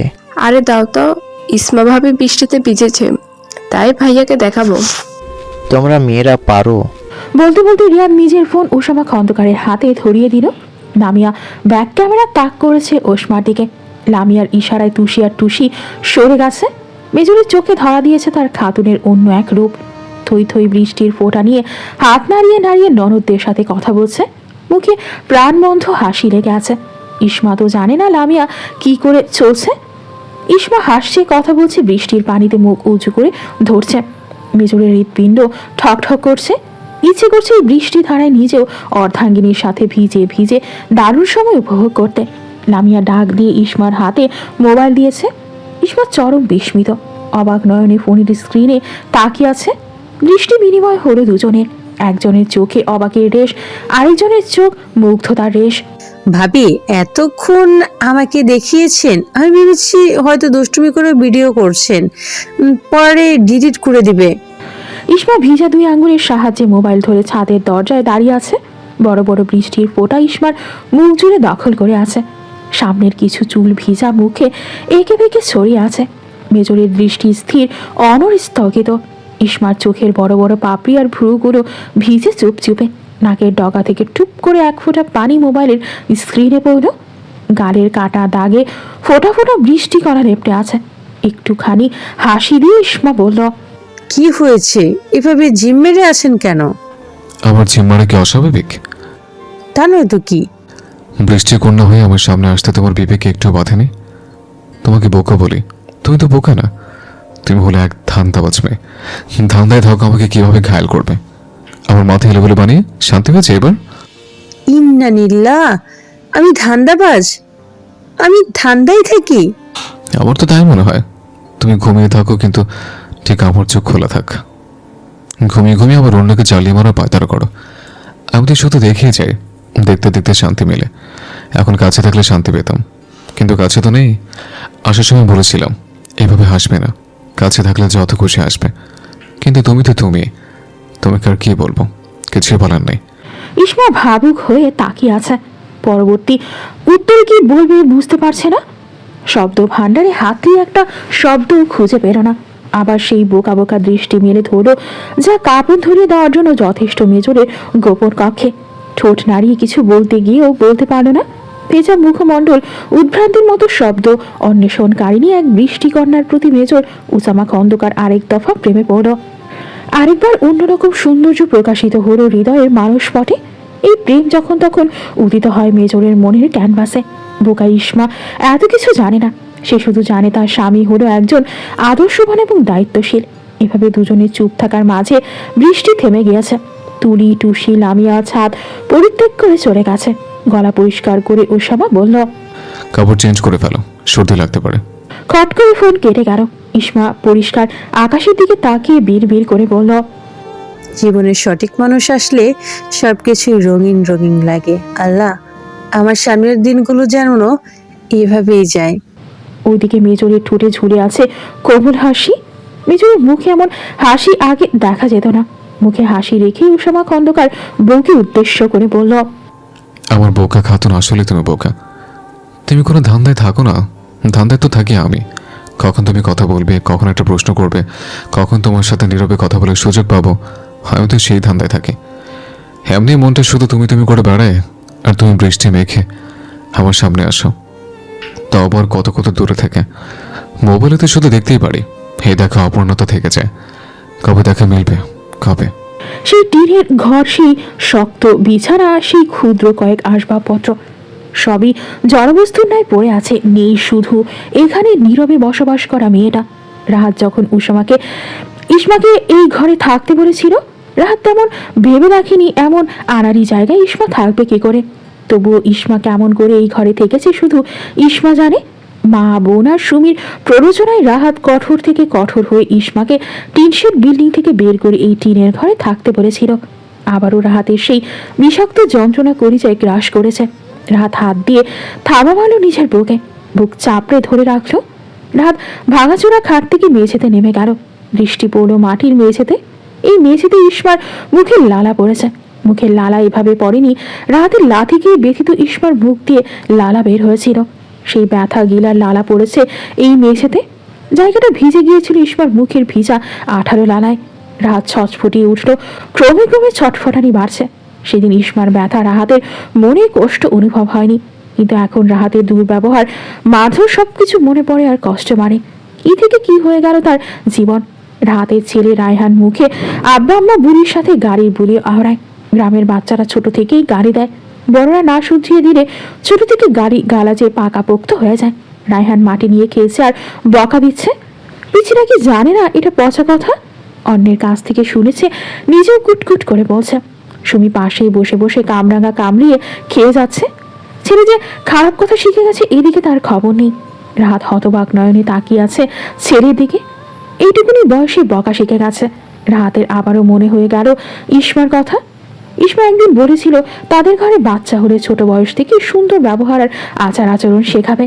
পচা কথা মুখ দিয়ে বের হলে সাথে সাথে ঠিক করে দেবে। কোথায় ইসমা, কোথায় সুমি, একজনের সাথে আরেকজনের কোথাও মিল নেই। খালি খায়া গেলি পোলাই যে মুখ দিয়া বকেবাজি বের করতেছে তোর কানে যায় না? হুঙ্কার ছাড়লো রাহাত। সুমি কটমট করে বলল, খালি আমার পোলাই গালি দেয় না, সবার পোলা পান্ডে বকা বাচ্চ করে। ছোট বাচ্চা এমন কথা কইয়েই থাকে, বড় হইলে ঠিক হইব না। রাহাত বেল গাছের নিচে পড়ে থাকা বলে দিল এক লাথি। জরিনা ঘর থেকে বের হয়ে ভাঙা বলের দিকে অনিমেষ তাকিয়ে রইল। রাহাত মোড়া তুলে আছাড় মেরে ফেলে দিল। মাথায় ভয়ানক রাগ চেপে আছে। সুমি মুখ বাঁকিয়ে চলে গেছে। রাহাতকে সে না সম্মান করে না ভয় পায়। রায়হান ফ্যাল ফ্যাল করে তাকিয়ে আছে শুধু। জরিনার চোখ ভরে এলো নোনতা জলে। ইসমা যাওয়ার সাথে সাথে তাদের শান্তি রহমত বরকত সব বিদায় নিয়েছে।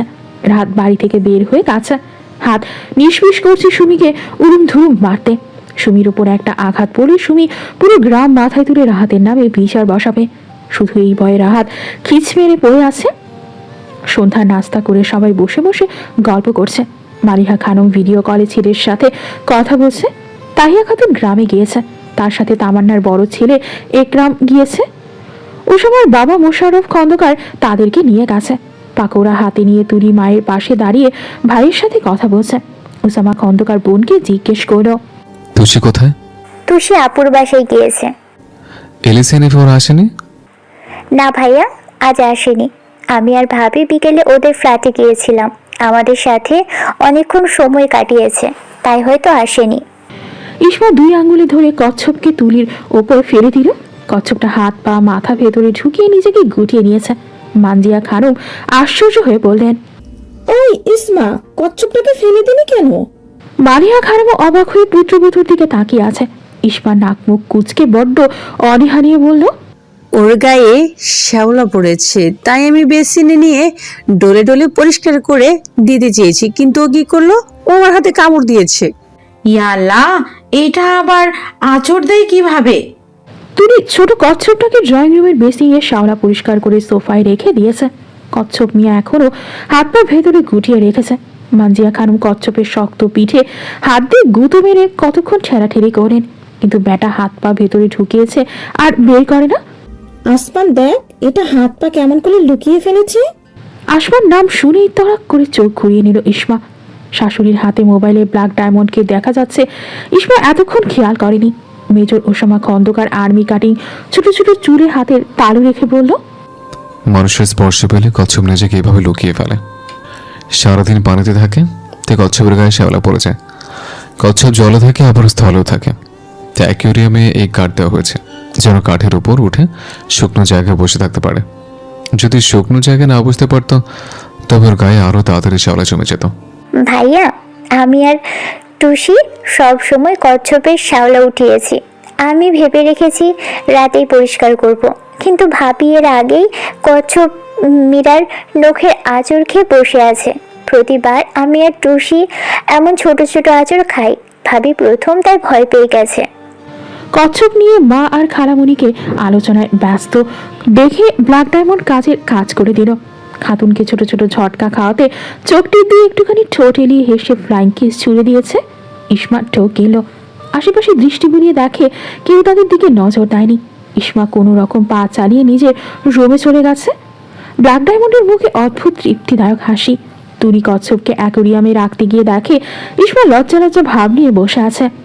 ভাবি, কি হয়েছে? না, কিছু হয়নি তো। আপনাকে নার্ভাস দেখাচ্ছে। মনে মনে ইসমা বলছে, জামাইয়ের চোখ মারা দেখে নার্ভাস ফিল করছি, তো জামাইয়ের বোনকে বলি কিভাবে? ছেলের সাথে কথা বলতে বলতে মালিহা খানম আবেগী হয়ে পড়েছে। কাঁদো কাঁদো গলায় বললেন, কতদিন দেখি না তোকে বাবা। আমার কালো মানিক কবে মায়ের কাছে আসবে? আসবে ইনশাআল্লাহ, তাড়াতাড়ি আসবো, শুধু দোয়া করো। মেজর ওসমার কথার বেঘাত ঘটেছে পাশের রুমের গান বাজনার শব্দ শুনে। মায়ের সাথে সংক্ষিপ্ত করে কথা শেষ করে পাশের রুমে গিয়ে দরজায় নক হলো। শান্ত ভঙ্গিতে একজন সৈনিক দরজা খুলে সেলুট করে সোজা হয়ে দাঁড়ালো। বাকি সবাইও সেলুট করে সারিবদ্ধ হয়ে দাঁড়িয়ে রইল। আমি কি মাইক্রোফোন নিয়ে দাঁড়িয়েছি লেকচার দিতে? নো স্যার, একদম না। তবে এভাবে লাইন ধরে দাঁড়ানো মানে কি? স্যার, তবে কি একে বেঁকে দাঁড়াবো? অবশ্যই। কিভাবে স্যার? এখানে নয়, বাইরে। বাইরে কেন স্যার? পানিশমেন্টের জন্য। স্যার ভুল হয়ে গেছে, আর নাচানাচি করব না। রাস্তায় একটা অটোরিকশা 90 দশকের গান বাজিয়ে চালিয়ে গেছে, ওইটা শুনে আমাদেরও কি জানি হয়েছে, গানের তালে তালে নাচ শুরু করেছি।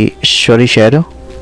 মেজর একজনের কথাও না শুনে সবাইকে বাইরে বের করলো, তারপর তাদেরকে পানিশমেন্ট দিয়েছে।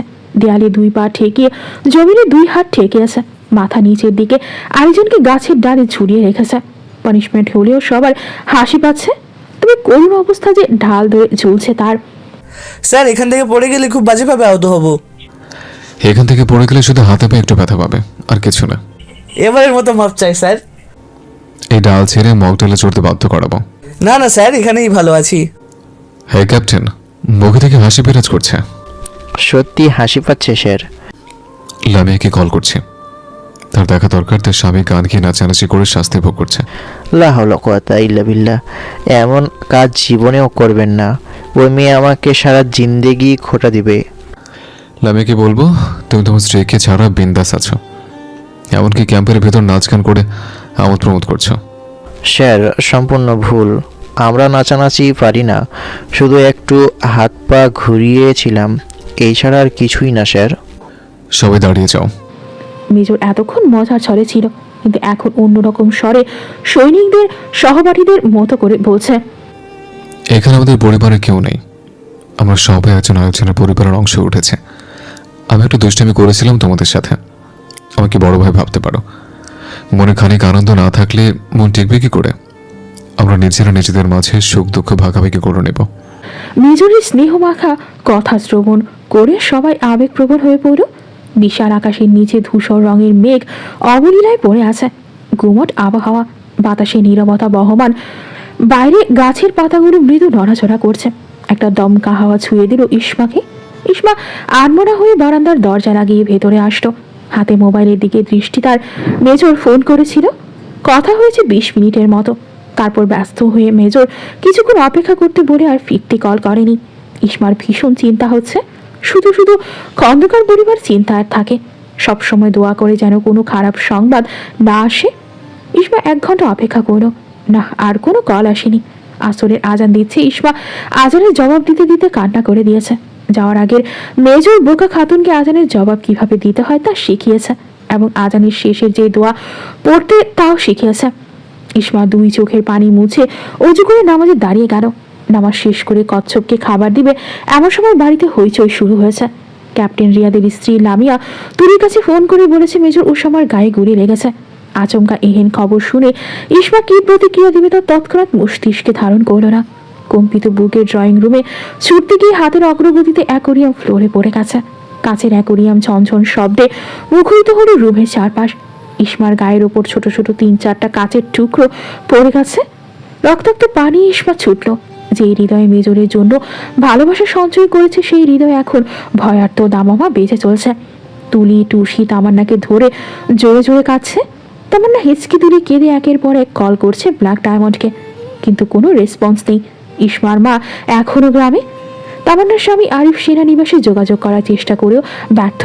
মালিহা খানম বড় বড় শ্বাস ফেলে হাঁসফাঁস করছে, তার বিপরীতহীন বলে দিচ্ছে, বিরতিহীন বলে যাচ্ছে, আমার কালো মানিক মায়ের কাছে ফিরে আয়। মাজিয়া খানম কেঁদে কেঁদে ছোট বোন মাজেদাকে বলছে, মাজেদা রে, আমাদের আসমানে নাকি গুলি লেগেছে। ওই পাশ থেকে মাজেদা হাউমাউ করে কেঁদে আশেপাশের সবাইকে জানিয়ে দিয়েছে। এই খবর রাহাতের কানেও গেছে। রাহাত যেন একটা সুবর্ণ সুযোগ পেয়ে গেছে। মনে মনে ছক করছে মেজর শহীদ হলে রাহাত ইসমারের হাতে পায়ে ধরে আবার ফিরিয়ে আনবে। বহুদিন পর রাহাতের মনের আকাশে চাঁদনি আলো উকে দিয়েছে। মোশাররফ খন্দকার, মোবারক খন্দকার, তারা 2 ভাই বাড়ি নেই। খন্দকার বাড়িতে যখন মহিলাদের শোকের মাতম বলছে, তখন লামিয়া আরেকবার ফোন করে জানালো মেজর ঠিক আছে, কিন্তু এইটুকু বার্তায় কারো স্বস্তি মিলল না। অঘটন ঘটে গেছে স্যার। কি হয়েছে? লামিয়া আপনার বাড়িতে উল্টোপাল্টা খবর পৌঁছে দিয়েছে। ক্যাপ্টেনের বাচ্চা, কি করলে এটা? আমার বাড়িতে হতে কান্নাকাটি রোল পড়ে গেছে। আমার দোষ নেই স্যার, আমার দোষ নাই স্যার, লামিয়ার বাচ্চা এমন করেছে। লামিয়ার বাচ্চা আসবে কোথা থেকে? তবে ক্যাপ্টেনের বাচ্চা কোথা থেকে আসবে স্যার? আমি তোমাকে শুট করবো মাথা ওটা ক্যাপ্টেন। শ্যুট করে দিলে আমার ঘরে আরেক মাথা মোটার বাচ্চা কোথা থেকে আসবে স্যার? এমনিতেই ক্যাপ্টেনের বাচ্চা লামিয়ার বাচ্চা মিলে দুজনে হয়ে গেছে, ওদেরকে আনতে হবে না দুনিয়াতে? দূর হচ্ছে আমার সামনে থেকে রিয়াদের বাচ্চা। ভাই এখন 3টা বাচ্চা হয়েছে, ক্যাপ্টেনের বাচ্চা, লামিয়ার বাচ্চা, রিয়াদের বাচ্চা। হাই, তুই যাবি নাকি মকটেলে ঝুলিয়ে রাখবো? ক্যাপ্টেন রিয়া ভ্যাবলা মার্কা হাসি দিয়ে চলে গেছে। মেজর উদ্ভ্রান্তের মতো মোবাইল খুঁজে বাড়িতে যোগাযোগ করো। তুলি, টুসি, তামান্নার চোখ মুখ লাল হয়ে গেছে। মালিহা, মানজিয়া 2 বোন আহাজারি শুরু করেছে। কালো মানিকের হাস্যোজ্জ্বল মুখ দেখে মালিহা খানমের জান ফিরে এসেছে। ইসমা অবলার মতো দরজায় দাঁড়িয়ে আছে। মানজিয়া খানম ইসমার পায়ের দিকে তাকিয়ে জোরে ডেকে উঠলেন, এই ইসমা, তোর পায়ে কি হয়েছে? তুলি আর টুসি দুজন ভাঙা অ্যাকোরিয়ামের কাজ পরিষ্কার করছে, আর তামান্না ইসমার পায়ে ব্লিডিং বন্ধ করে সাদা গজ দিয়ে পেঁচিয়ে দিয়েছে। কচ্ছপটা কোথায় যেন গুম মেরে আছে। মালিহা খানম কথা বলতে বলতে ইসমার কাছে দাঁড়ালো। সবাই এখন ইসমার কাছে। তামান্না ইসমার পায়ে ব্যান্ডেজ করে মেজরকে শুনিয়ে বলল, ব্লাড কেমন? আজ যা ভয় পেয়েছি বলার মতো না ভাই। টুসি ফোন করে এই খবর দাও মাত্র ছুটে এসেছি এই বাড়িতে। তোর দুলাভাই পেছন থেকে কতবার ডেকে জিজ্ঞেস করেছে কি হয়েছে কি হয়েছে, আমি কিছুই বলতে পারিনি। আমি ঠিক আছি আপু, তোমরা আর। ইসমা কানে ফোন চেপে কাঠের চাদর আঁকড়ে ধরে এক নাগারে ফুপিয়ে যাচ্ছে। শুধু কাঁদবে, কথা বলবে না? কান্নার তোপে ইসমা কথাই বলতে পারছে না।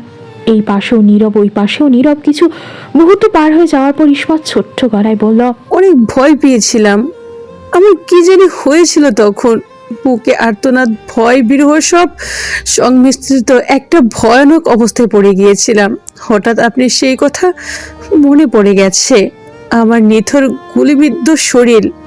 অসম্পূর্ণ কথা বলে আবারও ঝরঝর করে কাছে। Don't cry my strong lady, don't panic.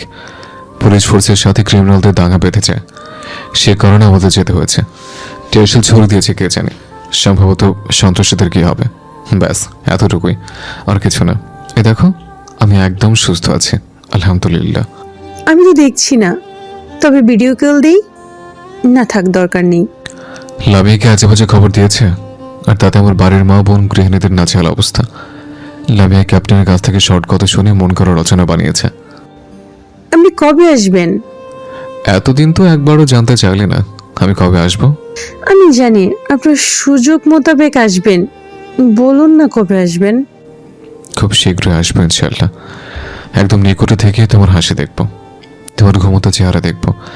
জানলা খুলে দেবো জ্যোৎস্না রাতের অর্ধ চাঁদের আলো তোমার অবয়বে তোমার চুলে পড়বে। ধরনের বুকে রাতের অন্ধকার রাজত্ব করছে। ঘুটঘুটে অন্ধকারে চাদর বিছিয়ে দিয়েছে ধরাতে। মৃদু বাতাসের শান্ত পরিবেশ।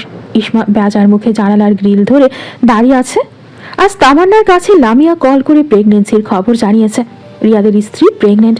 সেদিন মেজরের গায়ে গুলি লেগেছে ভুয়া খবর জানানোর অপরাধে তামান্না ধমকাধমকি করতে গিয়েও করেনি। লামিয়া ভয়ে এতদিন খন্দকার বাড়িতে যোগাযোগ করেনি।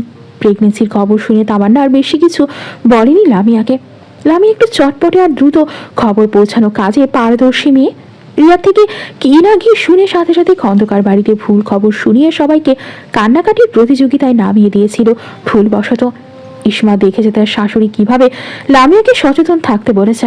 সেই সাথে একটা আনন্দও ছিল মাজেদা খানমের মুখে। ইসমার বুকটা ভার হয়ে এসেছে। এমন একটা আনন্দ, উৎসাহিত, খুশির সংবাদ যদি সেও দিতে পারত।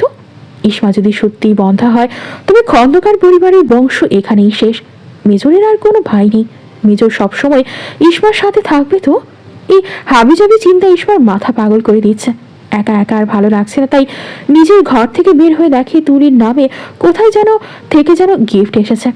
অনেকগুলো তাজা গোলাপ, কিছু বেরি ফুলের গাছরা, অনেকগুলো চকলেট আর 4-5 উপন্যাসের বই। কৌতূহল বশত ইসমা এগিয়ে গিয়ে জিজ্ঞেস করল, তুলি, এগুলো কে পাঠিয়েছে? ভাবি, আমার ভয় করছে। এক সিনিয়র ভাইয়া কয়দিন ধরে বিরক্ত করছে।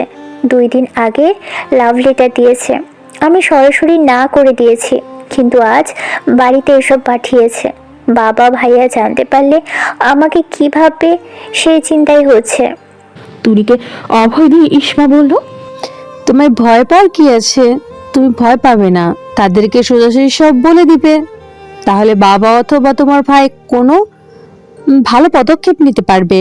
মোশাররফ খন্দকার কেবলই বাইরে থেকে ভেতরে এসেছে। ইসমার হাতে বই দেখে তার চোখ ছকছক করে উঠেছে। ইসমার হাতে থেকে বইগুলো নিয়ে সন্তুষ্ট গলায় বলল, আমি বইগুলো নিয়ে যাই, পড়ে তারপর দিয়ে দিব। ইসমা চাচা শ্বশুরকে সব খুলে বলেছে, কিন্তু বই প্রেমিক নাছরবান্ধা বইগুলো নিজের আয়ত্তে নিয়ে বলল, আমি শেষ করলে তারপর ওই ছেলেকে ফিরিয়ে দিলেই হবে। কাকু আজকেই সব ফেরত দিয়ে দিব, আর সবগুলো তুমি গিয়ে ফেরত দিয়ে আসবে। বেলি ফুলের গাছটা আর গোলাপও ফেরত দিব। তুমি বই শেষ করতে করতে দেরি হবে, ফুলগুলো তো নষ্ট হয়ে যাবে। আমি আবার সব ফুল কিনে দিব, তখন বইয়ের সাথে ফুলগুলো দিয়ে দিলেই হবে। কাকু ভালো হচ্ছে না, কিন্তু তোমার এত পড়ার দরকার হলে কিনে তারপর পড়ো, তাহলেই তো হয়। শোনা মা, আপনার একটা দজ্জাল খালামণি আছে, সেই টহল আমার ওপর। কোনো বই কিনলেই গোষ্ঠী বেগম সাজে। কাকু বইগুলো দিয়ে দাও, যে পাঠিয়েছে তার কাছে গিয়ে দিয়ে আসো, নইলে খালামণিকে বলে দিব। আমি তোমার চাচা হই না, তোমরা যে আমার বাইয়ের মেয়ে হও এই কথা বলে যেও না। চাচা আর বাবা এক কাতারে। খালামণি যেমন মায়ের বোন হয়, চাচাও কিন্তু বাবার ভাই হয়। তোমার সাথে আমি কথাই পারবো না কাকু। আমি তো তোমার খালামণিদের সাথে কথাই পারি না। ইসমার ভীষণ হাসি পাচ্ছে। হাসি চেপে রেখে বলল, কাকু আপনি বইগুলো নিয়ে যান, পড়া শেষ হলে যেই সেই ফুল পাঠিয়েছে সবগুলো হিসেব মতো কিনে দিবেন। তারপর আপনি আর বাবা এই বিষয়ে কি করবেন ভেবে দেখবেন। এটাকে এভাবে ছেড়ে দেওয়া ঠিক হবে না। ইসমার কথা মোবারক খন্দকারের পছন্দ হয়েছে। খুশি মনে বই নিয়ে চলে গেছে। আচ্ছা তুলি, এই সময় তাজা গোলাপ কোথায় পেলো? ওই পাগলই জানে। ফুলগুলো তো নষ্টই হয়ে যাবে, তার চেয়ে ভালো কাজে লাগানো। কিভাবে কাজে লাগাবে? চলুন ভাবি আপনাকে সাজিয়ে দেই। মায়ের একটা দারুণ শাড়ি আছে, ওইটা পরাবো আপনাকে। যা পাগল, শুধু শুধু শাড়ি পরবো কি করতে? সাজুগুজু করে ভাইয়ের সামনে ভিডিও কলে যাবেন, তাহলেই তো হলো। যা দুষ্টু। তুলি আর টুসি ইসমার কথা শুনল না। ঈশানের নামাজ পড়ার পর দুই বোন মিলে ভাবিকে সাজিয়ে কমপ্লিট করে ফেলেছে। তারপর ভাইয়ার মোবাইলে কল ঢুকিয়ে চলে গেছে। ইসমা লজ্জায় ফোন কেটে দিয়েছে। মেজরের আর কোনো ফিরতি কল আসেনি। ইসমা 9টা বাজেই ঘুমিয়ে গিয়েছে। রাহাত আবারও হতাশ হলো। মাঝেদার কান্নাকাটি শুনে ভেবেছিল হয়তো মেজর শহীদ হয়ে গেছে। এমন হলে তো রাহাতের চাঁদ কপাল ছিল। ইমোশনাল ব্ল্যাকমেল করে হলেও ইসমাকে পুনরায় নিজের করে নিত। সেই সুযোগ ইহকাল পরকাল কোথাও নেই আর। সুমির সাথে নিত্যদিন ঝগড়া হয়।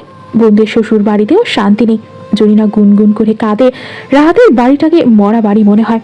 কোথাও হাসি নেই, কোথাও মেহমানদারি নেই, কোথাও একটু স্বস্তি নেই। সবকিছু রাহাতের কাছে বিষাদ আর বিষাদ। চোখ দুটো জ্বালাপোড়া করছে রাহাতের। সিগারেট ধরিয়ে ধোয়া ছেড়ে দিল শূন্যে। এভাবে যদি রাহাতের দুর্বিষহ দিনগুলো ধোয়ার মতো উড়ে যেত, কতই না ভালো হতো। এমন চিন্তা করার শুধু স্বপ্নই থেকে যাবে যতকাল সুমি নামক অশান্তির ছায়া রাহাতের জীবনে থাকে। সন্তান লাভে শান্তির জন্যই তো ইসমার জায়গা থাকার ঘর, প্রাপ্য সম্মান সব সুমিকে দিয়েছে। ইসমার চাইতে বেশি দিয়েছে, তবে আজ কেন সবকিছু অন্যভাবে পাল্টে গেল? আজ কেন সুমিকে রাহাতের কাছে অশান্তি আর জঞ্জাল মনে হয়? হায় রে রাহাত! চাঁদ মেঘের আড়ালে আড়ালে লুকিয়ে চড়িয়ে উকে দিচ্ছে। ঘন অন্ধকার বিস্তীর্ণ হয়ে ছড়িয়ে আছে। কোলাহল থেমে গিয়ে নির্জনতা বিরাজ করছে শহরের অলিতে গলিতে। কোথাও কেউ কেউ ল্যাম্পপোস্টের আলোতে হাঁটছে, মনের সুখে বা দুঃখে অথবা আনমনা হয়ে। রাত এখন 1টার ঘরে। ইসমা গভীর ঘুমে তলিয়ে আছে। দরজা দিয়ে একটা দীর্ঘকার লম্বাটে ছায়া দাঁড়ালো। ধীরে ধীরে প্রবেশ করো পায়ের বুটের শব্দহীন কদম ফেলে। রুমে এনার্জি বাল্ব বিদ্যমান। বিছানায় শায়িত নারীটি ড্রিম লাইট না লাগিয়ে শুয়ে আছে, ফলে তার সজ্জিত রূপ ধরা দিয়েছে পুরুষটির চোখে। মেজরের চোখে একরাশ আর্দ্রতায় মেশানো মুগ্ধতার সমাহার। তার নারী আজ ঐশ্বরিক সৌন্দর্য নিয়ে মেজরের চোখের পাতায় ভূষিত হয়েছে। মেজর পায়ের বোট খুলে নীরবে নিচে বসে পড়ল। 2 হাত খাটের উপর রেখে দেখতে লাগলো খুঁটিয়ে খুঁটিয়ে।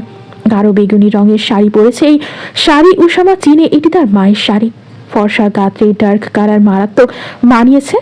কানের পেছনে 3টা লাল গোলাপ গুজে দেওয়া। এক হাতে বেলি ফুলের গাছরা, আরেক হাতে বাহারি রঙের চুড়ি। চুলে বেনি করা। মেজর আরও দেখতে পেল চুল আজ স্টাইল করে বাঁধা হয়েছে। গলায় স্বর্ণের চেইন, কানে মাঝারি সাইজের স্বর্ণের দুল। চোখের বড় বড় পাপড়িতে কিছু দেওয়া, যার ফলে পাপড়ি জোড়া আগের চেয়ে আরো ঘন আর কালো দেখাচ্ছে। হাঁটু পর্যন্ত কাঁথা টেনে দেওয়া। মেজর কাঁথা সরিয়ে সৌন্দর্যময়ী পাগুলো গভীর মনোযোগ দিল। পায়ে ক্ষত চিহ্ন ফুটে আছে। মেজর ডান হাতের আঙ্গুল সেই ক্ষত জায়গায় হাত বুলিয়ে দিল কতক্ষণ। ইসমা তখনও ঘুমে আচ্ছন্ন। মেজর ওসামা পায়ের কাছ থেকে সরে গিয়ে বসল ঠিক মুখ বরাবর। টুপ করে ঘুমন্ত স্ত্রীর নাকে একটা চুমু খেলো, অতপর বৃদ্ধাঙ্গুল দিয়ে গালের কাটা জায়গায় স্লাইড করতে লাগলো। ইসমার ঘুম ধীরে ধীরে ভাঙছে। নাসারন্ধ্র প্রহার করল পুরুষালী বুনো সুবাসের প্রভাব। পিট পিট করে চোখ খুলে হাসি দিল ইসমা। মেজর তো বহু আগে এই হাসিতে বেহুশ। ঘুম ঘুম চোখে তাকিয়ে ইসমা বলল, স্বপ্ন বাস্তবের সাথে এত মিল কি করে মেজর খন্দকার? আমি চাই এই স্বপ্ন শেষ না হোক। এটা স্বপ্ন নয় আমার স্নিগ্ধময় অপরূপা বোকা খাতুন। তুমি বোকা নও, কিন্তু আমার কাছে তোমার বোকা রূপটাই ভালো লাগে। আমার কাছে তুমি সবসময় বোকা থেকে যাবে। ইসমার শ্রবণ শক্তি, বোধ শক্তি, দৃষ্টি শক্তি সব সজাগ হয়েছে। ইসমা দাঁত কামড়ে ধরেছে লাল লিপস্টিক দেওয়া অধর জোড়া। আচানক এমন ভাবে জনাবের উপস্থিতি কেমন অবিশ্বাস্য ঠেকছে। মেজর এক গ্লাস পানি সামনে ধরে আছে। ইসমা গ্লাস ধরছে না। কচ্ছপের মতো হাত গুটে নিয়েছ, সমস্যা নেই, তুমি পান করো। এই বলে মেজর পানি ভর্তি গ্লাস মুখের সামনে নিয়ে ধরল। ইসমা স্বামীর দিকে তাকিয়ে পানি পান করে নিল। মেজর গ্লাসটাকে ঝড়ের গতিতে বক্ষে আঁকড়ে নিল অপরূপা রমণীকে। ইসমা পেরোবো দুই হাতে গলা জড়িয়ে ধরল উষামা খন্দকারের। এভাবে কতক্ষণ সময় কাটল। মেজর এলো পাথারি চুমু দিল প্রিয় মুখটায়। ইসমা আবারও গলা জড়িয়ে ধরল। এই খাতুন, তোমার হার্টবিট বেড়ে গেছে, আমি বুঝতে পারছি। ইসমা কেঁদে দিয়েছে। এই বউ, কাটলে তো চোখের পাপড়ি এগুলো উঠে যাবে। আচ্ছা, এই যে পাপড়িতে এগুলো দিলে, এগুলো কি কি বলে এটাকে? চোখের পাপড়িতে মাস্কারা আর পাপড়ির উপর আয়নালার। আজ দূরে টুসি জোর করে এভাবে সাজিয়েছে। আমার কাছে শাড়িটা অনেক সুন্দর লেগেছে। মা বলেছে এটা রেখে দিতে আমার কাছে। আমাকে নাকি বেশি মানিয়েছে। আমার মা পারফেক্ট কথা বলেছে। আপনি ড্রেস পাল্টে আসুন, আমি খাবার নিয়ে আসি, তাড়াতাড়ি খাবেন। বসো, তোমার আনতে হবে না, আমি ফ্রেশ হয়ে আসছি। তারপর নড়াচড়া করবে। পায়ে কি এখনো ব্যথা আছে? একটু একটু ব্যথা করে। গামছা হাতে নিয়ে উষামা ওয়াশরুমে চলে গেছে। ইউনিফর্ম পাল্টে হাফ হাতার গেঞ্জি আর ট্রাউজার পরে বের হয়েছে। মুখ মুছতে মুছতে বলতে লাগলো, তোমার জন্য কিছু এনেছে।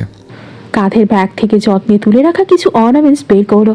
তারপর আলতো করে কানের দুল আর গলার চেইন খুলে পাশের ড্রয়ারে রেখে দিয়েছে। সানফ্লাওয়ার ডিজাইনের অর্নামেন্টস গলায় আর কানে পরিয়ে দিয়েছে। ম্যাচিং করা হাতের আংটিও রয়েছে। আংটি পরিয়ে দুই হাতে কাচের চুড়ি আর গাছটা খুলে সানফ্লাওয়ার ডিজাইনের চুড়ি পরিয়ে দিয়েছে। ইসমা নীরবতাকে গ্রহণ করে শুধু দেখছে মানুষের আবেগ মাখা অনুভূতি। মেজর উঠে দাঁড়িয়ে গেল। সেলফোন হাতে নিয়ে 3-4টা ছবি উঠিয়েছে। খাটের ওপর ফোন রেখে খাতুনের হাতের এই পিঠে ওই পিঠে চুমু দিয়ে চোখ বন্ধ করে ফেলল। বন্ধ চোখে টোটে হাসি বজায় রেখেছে। ইসমা শীতল দৃষ্টি দিয়ে সেই সুন্দর হাসিখানা লুফে নিয়েছে। মানুষটা কালো হলেও চেহারার গরম মাশাআল্লাহ। আপনি যে আসবেন বললেন না কেন? আজ আসবো সেই ব্যাপারে নিশ্চয়তা ছিল না, তাই বলিনি। না বলে ভালোই করেছে। 3টে গোলাপ কানের পেছনে গুজে, হাতে চড়ি আর গাছটা পরে স্টাইল করে মাথা পেতে চমৎকার শাড়ি পরে ঘুমন্ত মায়াবী রাজকন্যাকে দেখার সৌভাগ্য হতো না? আমি মায়াবী রাজকন্যা? হ্যাঁ, তুমি আরো অনেক কিছু। আর কি কি? তুমি ধান্দাবাজ। মজা করছেন না? সত্যি কথা বলুন। সত্যি সত্যি কথা বলবো? সত্যি কথাই তো বলবেন। আচ্ছা, সত্যি বলছি, সত্যি কথা বলেছি, মিথ্যা বলিনি। কথা ঘুরাচ্ছেন আপনি। আমি সত্যি সত্যি বলেছি। আল্লাহ, কি সত্যি সত্যি শুরু করেছেন? আমি সত্যিই মিথ্যা বলিনি। সত্যি আমি সত্যি সত্যি শুরু করেছি।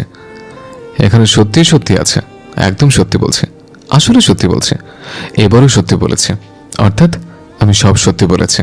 আমার মাথা ঘুরছে, আর সত্যি বলবেন না। আচ্ছা, সত্যি করে বলছে, আর সত্যি বলবো না, তবে এমন সত্যি বলবো যেন তোমার মাথা ঘোরায়। ইসমা কথা থামিয়ে মুখ বন্ধ করে আছে। মেজর যে কথা এমন পেঁচাতে পারে ইসমার জানাই ছিল না। এই লোক যে কেমন তার সামনে থেকে আস্তে আস্তে বোঝা যাবে। আমি জানি আসলে তুমি সজাগ থাকতে। তুমি ঘুমিয়ে গেলে তখন অন্যরকম সৌন্দর্য ভর করে মিসেস মেজর খন্দকারের ওপর। ইউনিক একটা নাম দিয়েছ, মেজর খন্দকার। আমি নামাজ পড়তে পারিনি, নামাজ পড়ো নেই। ব্যাটটার ওপরে বাজে মেজর তাকবির বেঁধে নামাজে দাঁড়িয়ে গেছে। ব্যাটটার ওপরে বাজে মেজর তাকবির বেঁধে নামাজে দাঁড়িয়ে গেছে। ইসমা পলকহীন দৃষ্টিতে নামাজে দণ্ডায়মান স্বামীকে দেখছে। নামাজ শেষ করে আরেক দফা চুমুর বর্ষণ নামিয়ে দিল খাতুনের মুখে। নামাজ শেষ করে কি এমন করে? নামাজ পড়লে মনে শান্তি থাকে, তুমি বলে আরেক শান্তি। আমার আল্লাহ আমাকে অঢেল প্রশান্তি দিয়েছেন। এই অর্নামেন্টস গুলো কিন্তু অনেক ভালো, দেখতে সুন্দর, আবার পড়তেও আরাম। মেজর আরও কিছু অর্নামেন্টস প্যাকেট থেকে বের করতে করতে বলল, এগুলো ক্লে দিয়ে তৈরি, তাই সফট। একজন অফিসারের বোন এগুলো বানিয়ে সেল করে। আমাকে সে দেখিয়েছে তার বোনের প্রতিভা পছন্দ হয়ে যায়, তাই তোমার জন্য 3 ডিজাইনের ক্লের তৈরি অর্নামেন্টস নিয়ে এসেছে। আরও বানাতে বলেছে মা খালামুনির শাশুড়ি বোনদের জন্য। অ্যালিসেন এফার জন্য ছোট সাইজের অর্ডার করেছে। অফিসার আমার কথা শুনে হাসছিল। কেন? ওই যে মা খালামুনির শাশুড়ি সবার জন্য বলেছে, তাই। ইসমা বড় প্লেটে খাবার এনে স্যারটা টেবিলে রাখলো। মেজর আরেকবার পূর্ণ দৃষ্টি মেলে ধরল খাতুনের দিকে। শাড়ির আঁচলের শেষ অংশ ফ্লোরে লুটোপুটি খাচ্ছে। কুচিগুলো কি সুন্দর মাধুর্য বজায় রেখে পড়ে আছে। এই খাতুন, সূর্যমুখী ফুলের চড়ি, আংটি, কানের দুল, গলার মালা সব মিলে মনে হচ্ছে তুমি শত শত হলুদ রঙের সূর্যমুখী ফুলের মাঝে দাঁড়িয়ে আছো, আর সূর্য ঠিক তোমার মাথার উপরে। পুষ্পরাজের হলুদ রং আর সূর্যের নরম রোদ তোমার কোমলতা বাড়িয়ে দিয়েছে বহুগুণ। এভাবে বলছেন যেন আমি সূর্যমুখী ফুলের বাগানে দাঁড়িয়েছি। হ্যাঁ, দাঁড়িয়ে আছো আমার কল্পনায়। তোমাকে এই রূপে কল্পনায় দাঁড় করিয়েছে। প্রথম লোকমা স্ত্রীর মুখে উঠিয়ে পরের লোকমা নিজের মুখে দিয়েছে। ইসমা খেতে খেতে বলল, দরজা কে খুলেছে? কাকু খুলেছে। আমি এসেছি আর কেউ জানে না, সকালে সবাই জানবে। তুমি না খেয়ে কেন ঘুমিয়েছ? নামাজ পড়ে হঠাৎ চোখ লেগে গিয়েছিল, সবাই খাবার খাওয়ার জন্য ডেকেছে। আমি বলেছি ঘুম থেকে উঠে তারপর খাবো। শাশুড়ি মা কোথায়? মা একরামকে নিয়ে মামার বাড়িতে গিয়েছে, কিন্তু নকশিকাঁথা সেলাই করেছিলাম আমি আর মা মিলে, সেগুলো আনতে গেছে। আজ বিকেলে রওনা দিয়েছে। আমি পরশুদিন তোদেরকে নিয়ে আসবো। ইসমা দুরু দুরু বুকে প্রশ্ন করলো, আমার কোলে কোনো সন্তান না আসলে আপনি কখনো কষ্ট পাবেন না? আপনি সবসময় থাকবেন তোমার পাশে। ইসমার ঠোঁট কাঁপছে, বুক কাঁপছে। না জানি মেজর কি বলে। মেজর বড় এক লোকমা ইসমার মুখে ঢুকিয়ে দিয়েছে। ইসমার গাল ফুলে উঠেছে এত বড় লোকমায়। ফোলা ফোলা গাল নিয়ে নিষ্পাপ চোখে ইসমা তাকিয়ে আছে।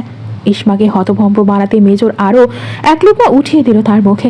ইসমার সাথে সাথে মুখের সব বাদ প্লেটে ফেলে বড় বড় শ্বাস নিতে লাগলো। উসামা হাসছে বউয়ের এমন লড়া দশা দেখে।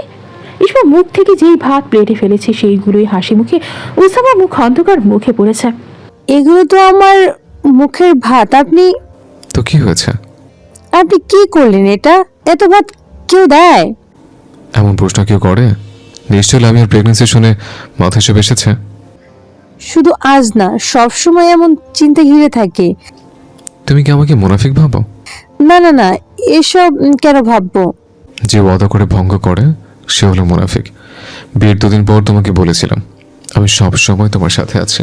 তোমার গর্ভপূর্ণ থাকুক বা শূন্য থাকুক, এটা আমার ওয়াদা, অঙ্গীকার। আর এই 5 মাসে যে ছটফট করেছে তা যদি দেখতে ভুলেও এই কথা বলতে না। আমার প্রকৃত সুখ তোমার মাঝে। তুমি বন্ধা হও, নিঃসন্তান হও, আমার কোনো সমস্যা নেই। দরকার হলে কোনো বেবির দত্তক আনবো। এরপরও তোমাকে আমি এই দুনিয়া ওই দুনিয়া কোথাও ছাড়ছি না। শুধু শুধু তোমাকে বোকা বলি না, উল্টোপাল্টা চিন্তা না ভেবে আমাকে নয়তো ভাবতে পারো, নাকি আমি কালো মনে দেখে তোমার ভালো লাগে না? ইসমা হাসতে হাসতে বিছানায় গড়াগড়ি করছে। এভাবে হাসার কি হলো? আপনার ভঙ্গিমা পুরো বাচ্চাদের মতো ছিল। মনে হচ্ছে অভিযোগ করছেন। মেজর খন্দকার, আপনি আমার কালো হিরে। হিরো আবার কালো হয় নাকি? না, অবশ্যই। মেজর খন্দকার হলো ইসমা খাতুনের রিয়েল ব্ল্যাক হিরো। মৃদু বাতাসে বারান্দায় পর্দা উঠছে। নিস্তব্ধ নীরব রজনী। এই রুমের বারান্দায় কোনো ফুল গাছ নেই। 2-3টা ফলের চারা থাকলেও হয়তো ফুলের সৌরভ আসতো রুমের ভেতরে। রাস্তায় একটা কুকুর ঘেউ ঘেউ করে ডাকছে। ইসমা স্বামীর হাতে খেয়ে এখনো আগের জায়গায় বসে আছে। মেজর খন্দকার রান্না করা প্লেট রেখে হাত ধুয়ে আবার পূর্বের কাজে মনোযোগ দিল। সানফ্লাওয়ার ডিজাইনের অর্নামেন্টস ঘুরে রেখে দিয়েছে। আবার পড়ানো শুরু করেছে কাঠগোলাপের অর্নামেন্টস। ক্লে দিয়ে এমনভাবে ডিজাইন করা যেন জীবন্ত মনে হচ্ছে কাঠগোলাপের পাপড়িগুলো। মুখে দারুণ হাসি ঝুলিয়ে আবার কতগুলো ছবি তুলে নিল ওসামা খন্দকার। আপনি বিরক্ত হচ্ছেন না? কে নিয়ে বিরক্ত হব? এই যে এক জোড়া খুলে আরেক জোড়া পরিয়ে দিচ্ছেন। না, বিরক্ত হইনি। এত দূর থেকে জার্নি করে এসেছেন, একটু রেস্ট করুন। তোমাকে দেখিয়ে জার্নির অলসতা কেটে গিয়েছে। তোমার জন্য একটা শাড়ি এনেছি। একটা নীল রঙের জর্জের ভারী শাড়ি বের করলো শপিং ব্যাগ থেকে। নীল কালার ফেব্রিক্সের উপর গোল্ডেন কালার সুতা দিয়ে কাজ করা হয়েছে। সুতার ফাঁকে ফাঁকে ছোট ছোট স্টোন বসানো। নীল আর গোল্ডেনের দারুণ সুন্দর কম্বিনেশন। আঁচল আর বডি পার্টে গর্জিয়াস কাজ করা। ওই দিন তোমাকে নীল রঙে দেখিয়ে মনে গেঁথে গিয়েছে। বাসায় না এসে প্রথমে গিয়েছি শপিং মলে। কত শত শাড়ি দেখলাম, একটাও পছন্দ হয়নি। এদিকে মলও বন্ধ করার সময় হয়ে গেছে। তারপর শেষ পর্যায়ে ঘুরতে ঘুরতে চোখ পড়লো এটার উপর। সূর্যমুখী আর কাঠগোলাপের সাথে নীল অপরিচিতার অর্নামেন্টস নিয়েছে। এই শাড়ি যেদিন পরবে সেদিন নীল অপরিচিতা ডিজাইনের অর্নামেন্টস পরবে। জানো, অনেকে আমার দিকে অদ্ভুত দৃষ্টিতে তাকিয়েছিল। কেন? ইউনিফর্মের কারণে সবাই আমার প্রফেশন কোনো লাইনের তা বুঝে ফেলে। শপিং মলে যখন এদিক থেকে ওদিক ঘুরছিলাম মন মতো একটা শাড়ির জন্য, তখন খেয়াল করি অনেকেই কেমন কেমন করে দেখছিল আমাকে। হয়তো ভাবছিল এই পাগল কোত্থেকে এসেছে। পাগল কেন ভাববে? 2 ঘন্টা মলে কাটিয়েছে। কয়টা জিনিস কিনেছে? মাত্র একটা শাড়ি। স্টাফদের মাথা খেয়েছে। স্টাফদের মাথা কিভাবে খেয়েছেন? বারবার বিভিন্ন কোয়ালিটি ফেব্রিক্স বের করে। ওদেরকে বোনাস দিয়েছে, আমার পেছনে সময় দিয়েছে। যদি ওদের কাজে হলো ক্রেতাদেরকে সময় দেওয়া, কিন্তু আমাদের শেষ টাইমে ওদেরকে জ্বালিয়েছে। রাত এখন 2টার ঘরে। ব্যালকনি দরজা লাগিয়ে মেজর খাটে বসে হাত রাখলো প্রিয়তমার গানে। কাটা তাকে আলতো হাত বুলিয়ে কোমল গলায় জানতে চাইল, এখানে যখন আঘাত করেছে তখন খুব ব্যথা লেগেছে, তাই না? না, আমি এর আগেই জ্ঞান হারিয়ে ফেলি। শরীর দুর্বল ছিল।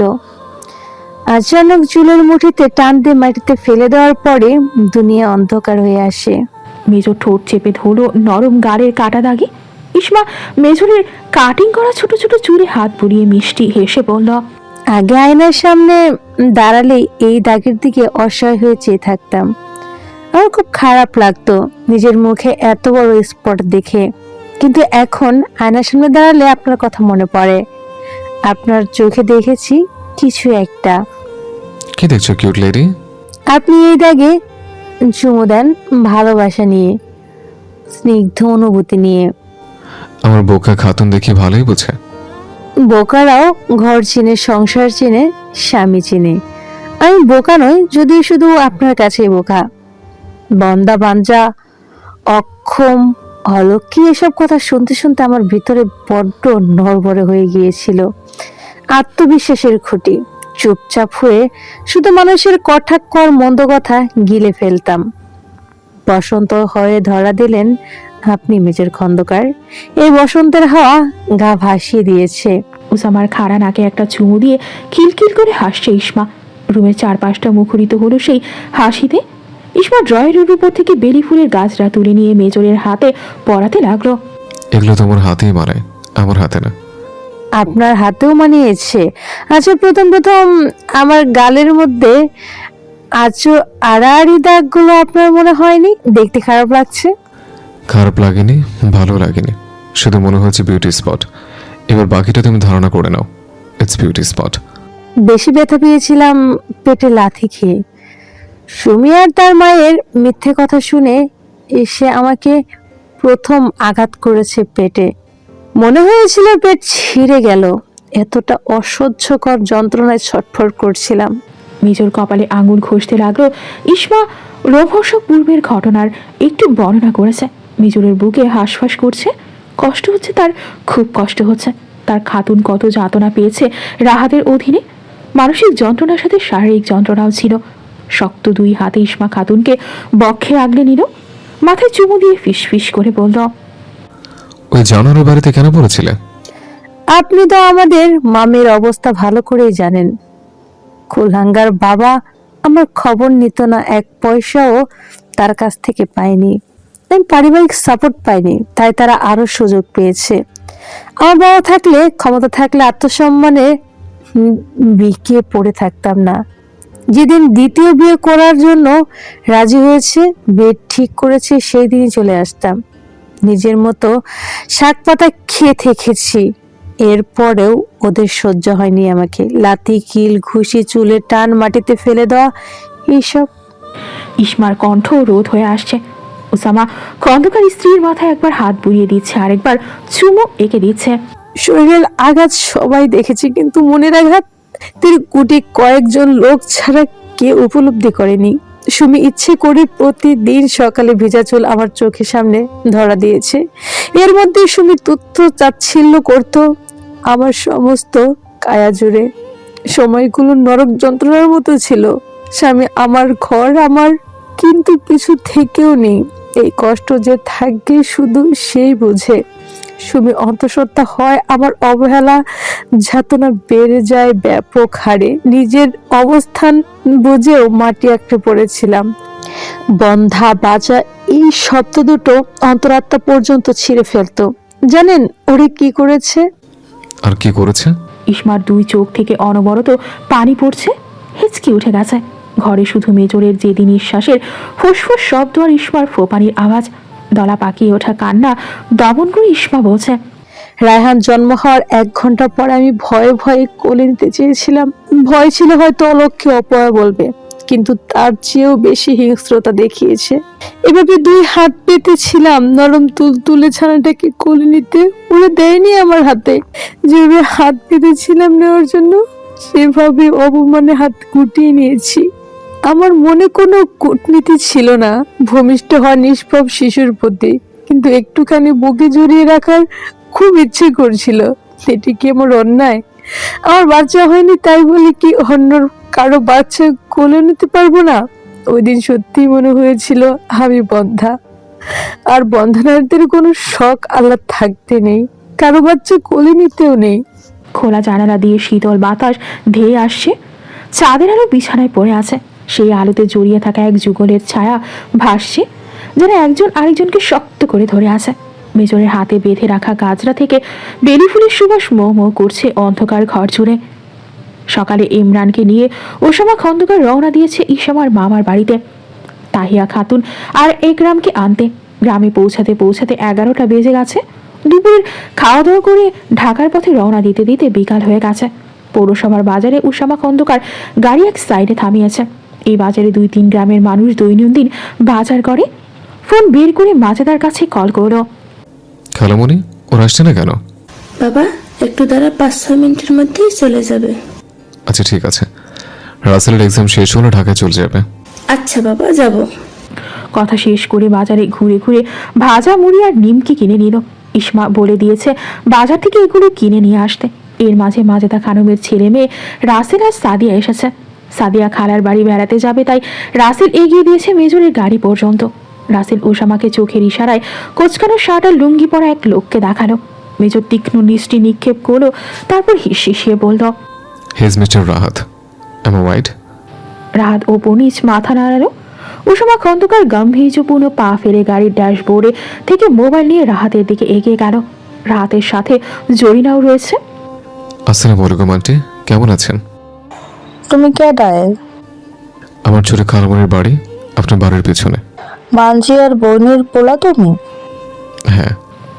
রাহাত আর জরিনা তবদা খেয়ে তাকিয়ে আছে। আর্মি কাটিং করা ছোট ছোট চুল, দীর্ঘকায় লম্বাটে দেহ, চওড়া দেহের অধিকারী মেজরের দিকে।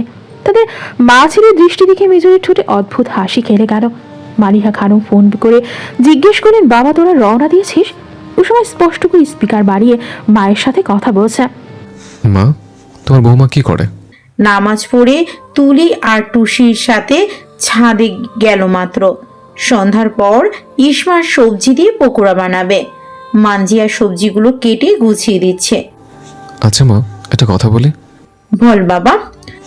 ইসমা যদি সত্যি বাচ্চা গর্ভে ধারণা অক্ষম হয়, তুমি কি ভবিষ্যতে ইসমার উপর অসন্তুষ্ট হয়ে জ্ঞান করবে? আসমান, এসব কেমন ধরনের কথা? তোমার মতো ব্যক্তিত্ববান ছেলের কাছ থেকে এমন কথা কশ্মীর কালেও ভাবতে পারিনি। বাচ্চা হলে হবে, না হলে নাই, এখানে ইসমার দোষ কোথায়? একটা বেবি তোমাদেরকে দত্তক এনে দিব, তারপরও এমন অনৈতিক কথা যেন আর কখনোই তোমার মুখ থেকে না বের হয়। মারিহা খানম কখনো কারোর সাথে এভাবে কথা বলে না। ছেলের মুখ দেখে এরূপ কথা শুনেই মেজাজ বিগড়ে গেছে। মা, আমি তোমার কথা জানতে চেয়েছি। আসমান, আমি আর একটা কথাও শুনতে চাই না। ইসমার মা হয়তো সাথেই আছে। ছি ছি, আবার শুনলে কি কষ্টই না পাবে? তোর বাবা আরো আগে আমাকে সাবধান করে দিয়েছে যেন এই ব্যাপারে কখনো বাড়িতে একটা শব্দ উল্লেখ না করি। খন্দকার পরিবারে আল্লাহর রহমত থাকলে সন্তান আসবে ইনশাআল্লাহ, আর না আসলে দত্তক আনা হবে। এতেই আমাদের চলবে। আমার মা আর কিছু বলতে হবে না, যাকে শোনানো তাকে শুনিয়ে দিয়েছে। বাড়িতে এসে তোমাকে গুনে গুনে 10টা চুমু দিব, মা জানি। আমার কালো মানিকের অপেক্ষায় আছি। মাজেদা করুণ চোখে চেয়ে আছে মাটির দিকে। ইসমাকে শুরু থেকে শেষ পর্যন্ত বেশি কথা শুনিয়েছে জরিনা। মিথ্যা কথা বানিয়ে রাহাতকে দিয়ে মারও খাইয়েছে। বোনের মেয়েকে রাহাতের সাথে বিয়ে করানোর জন্য কত ছল ছাতুরি করলো। আর এখন ইসমা কি ভালো শাশুড়ি পেয়েছে। হয়তো মায়ের মতো স্নেহ করে। জরিনার অনুশোচনা পাহাড় সম। জরিনা মেজরের রুক্ষ চাহনি দেখে কেটে পড়েছে। এখন রাহাত আর মেজর মুখোমুখি। রাহাত নীরব, চিশ্চুপ, বাঘহীন, আর মেজরের চোখে খেলছে ইসমার কান্নামাখা চোখ আর যাতনার ঘেরা কথাগুলো।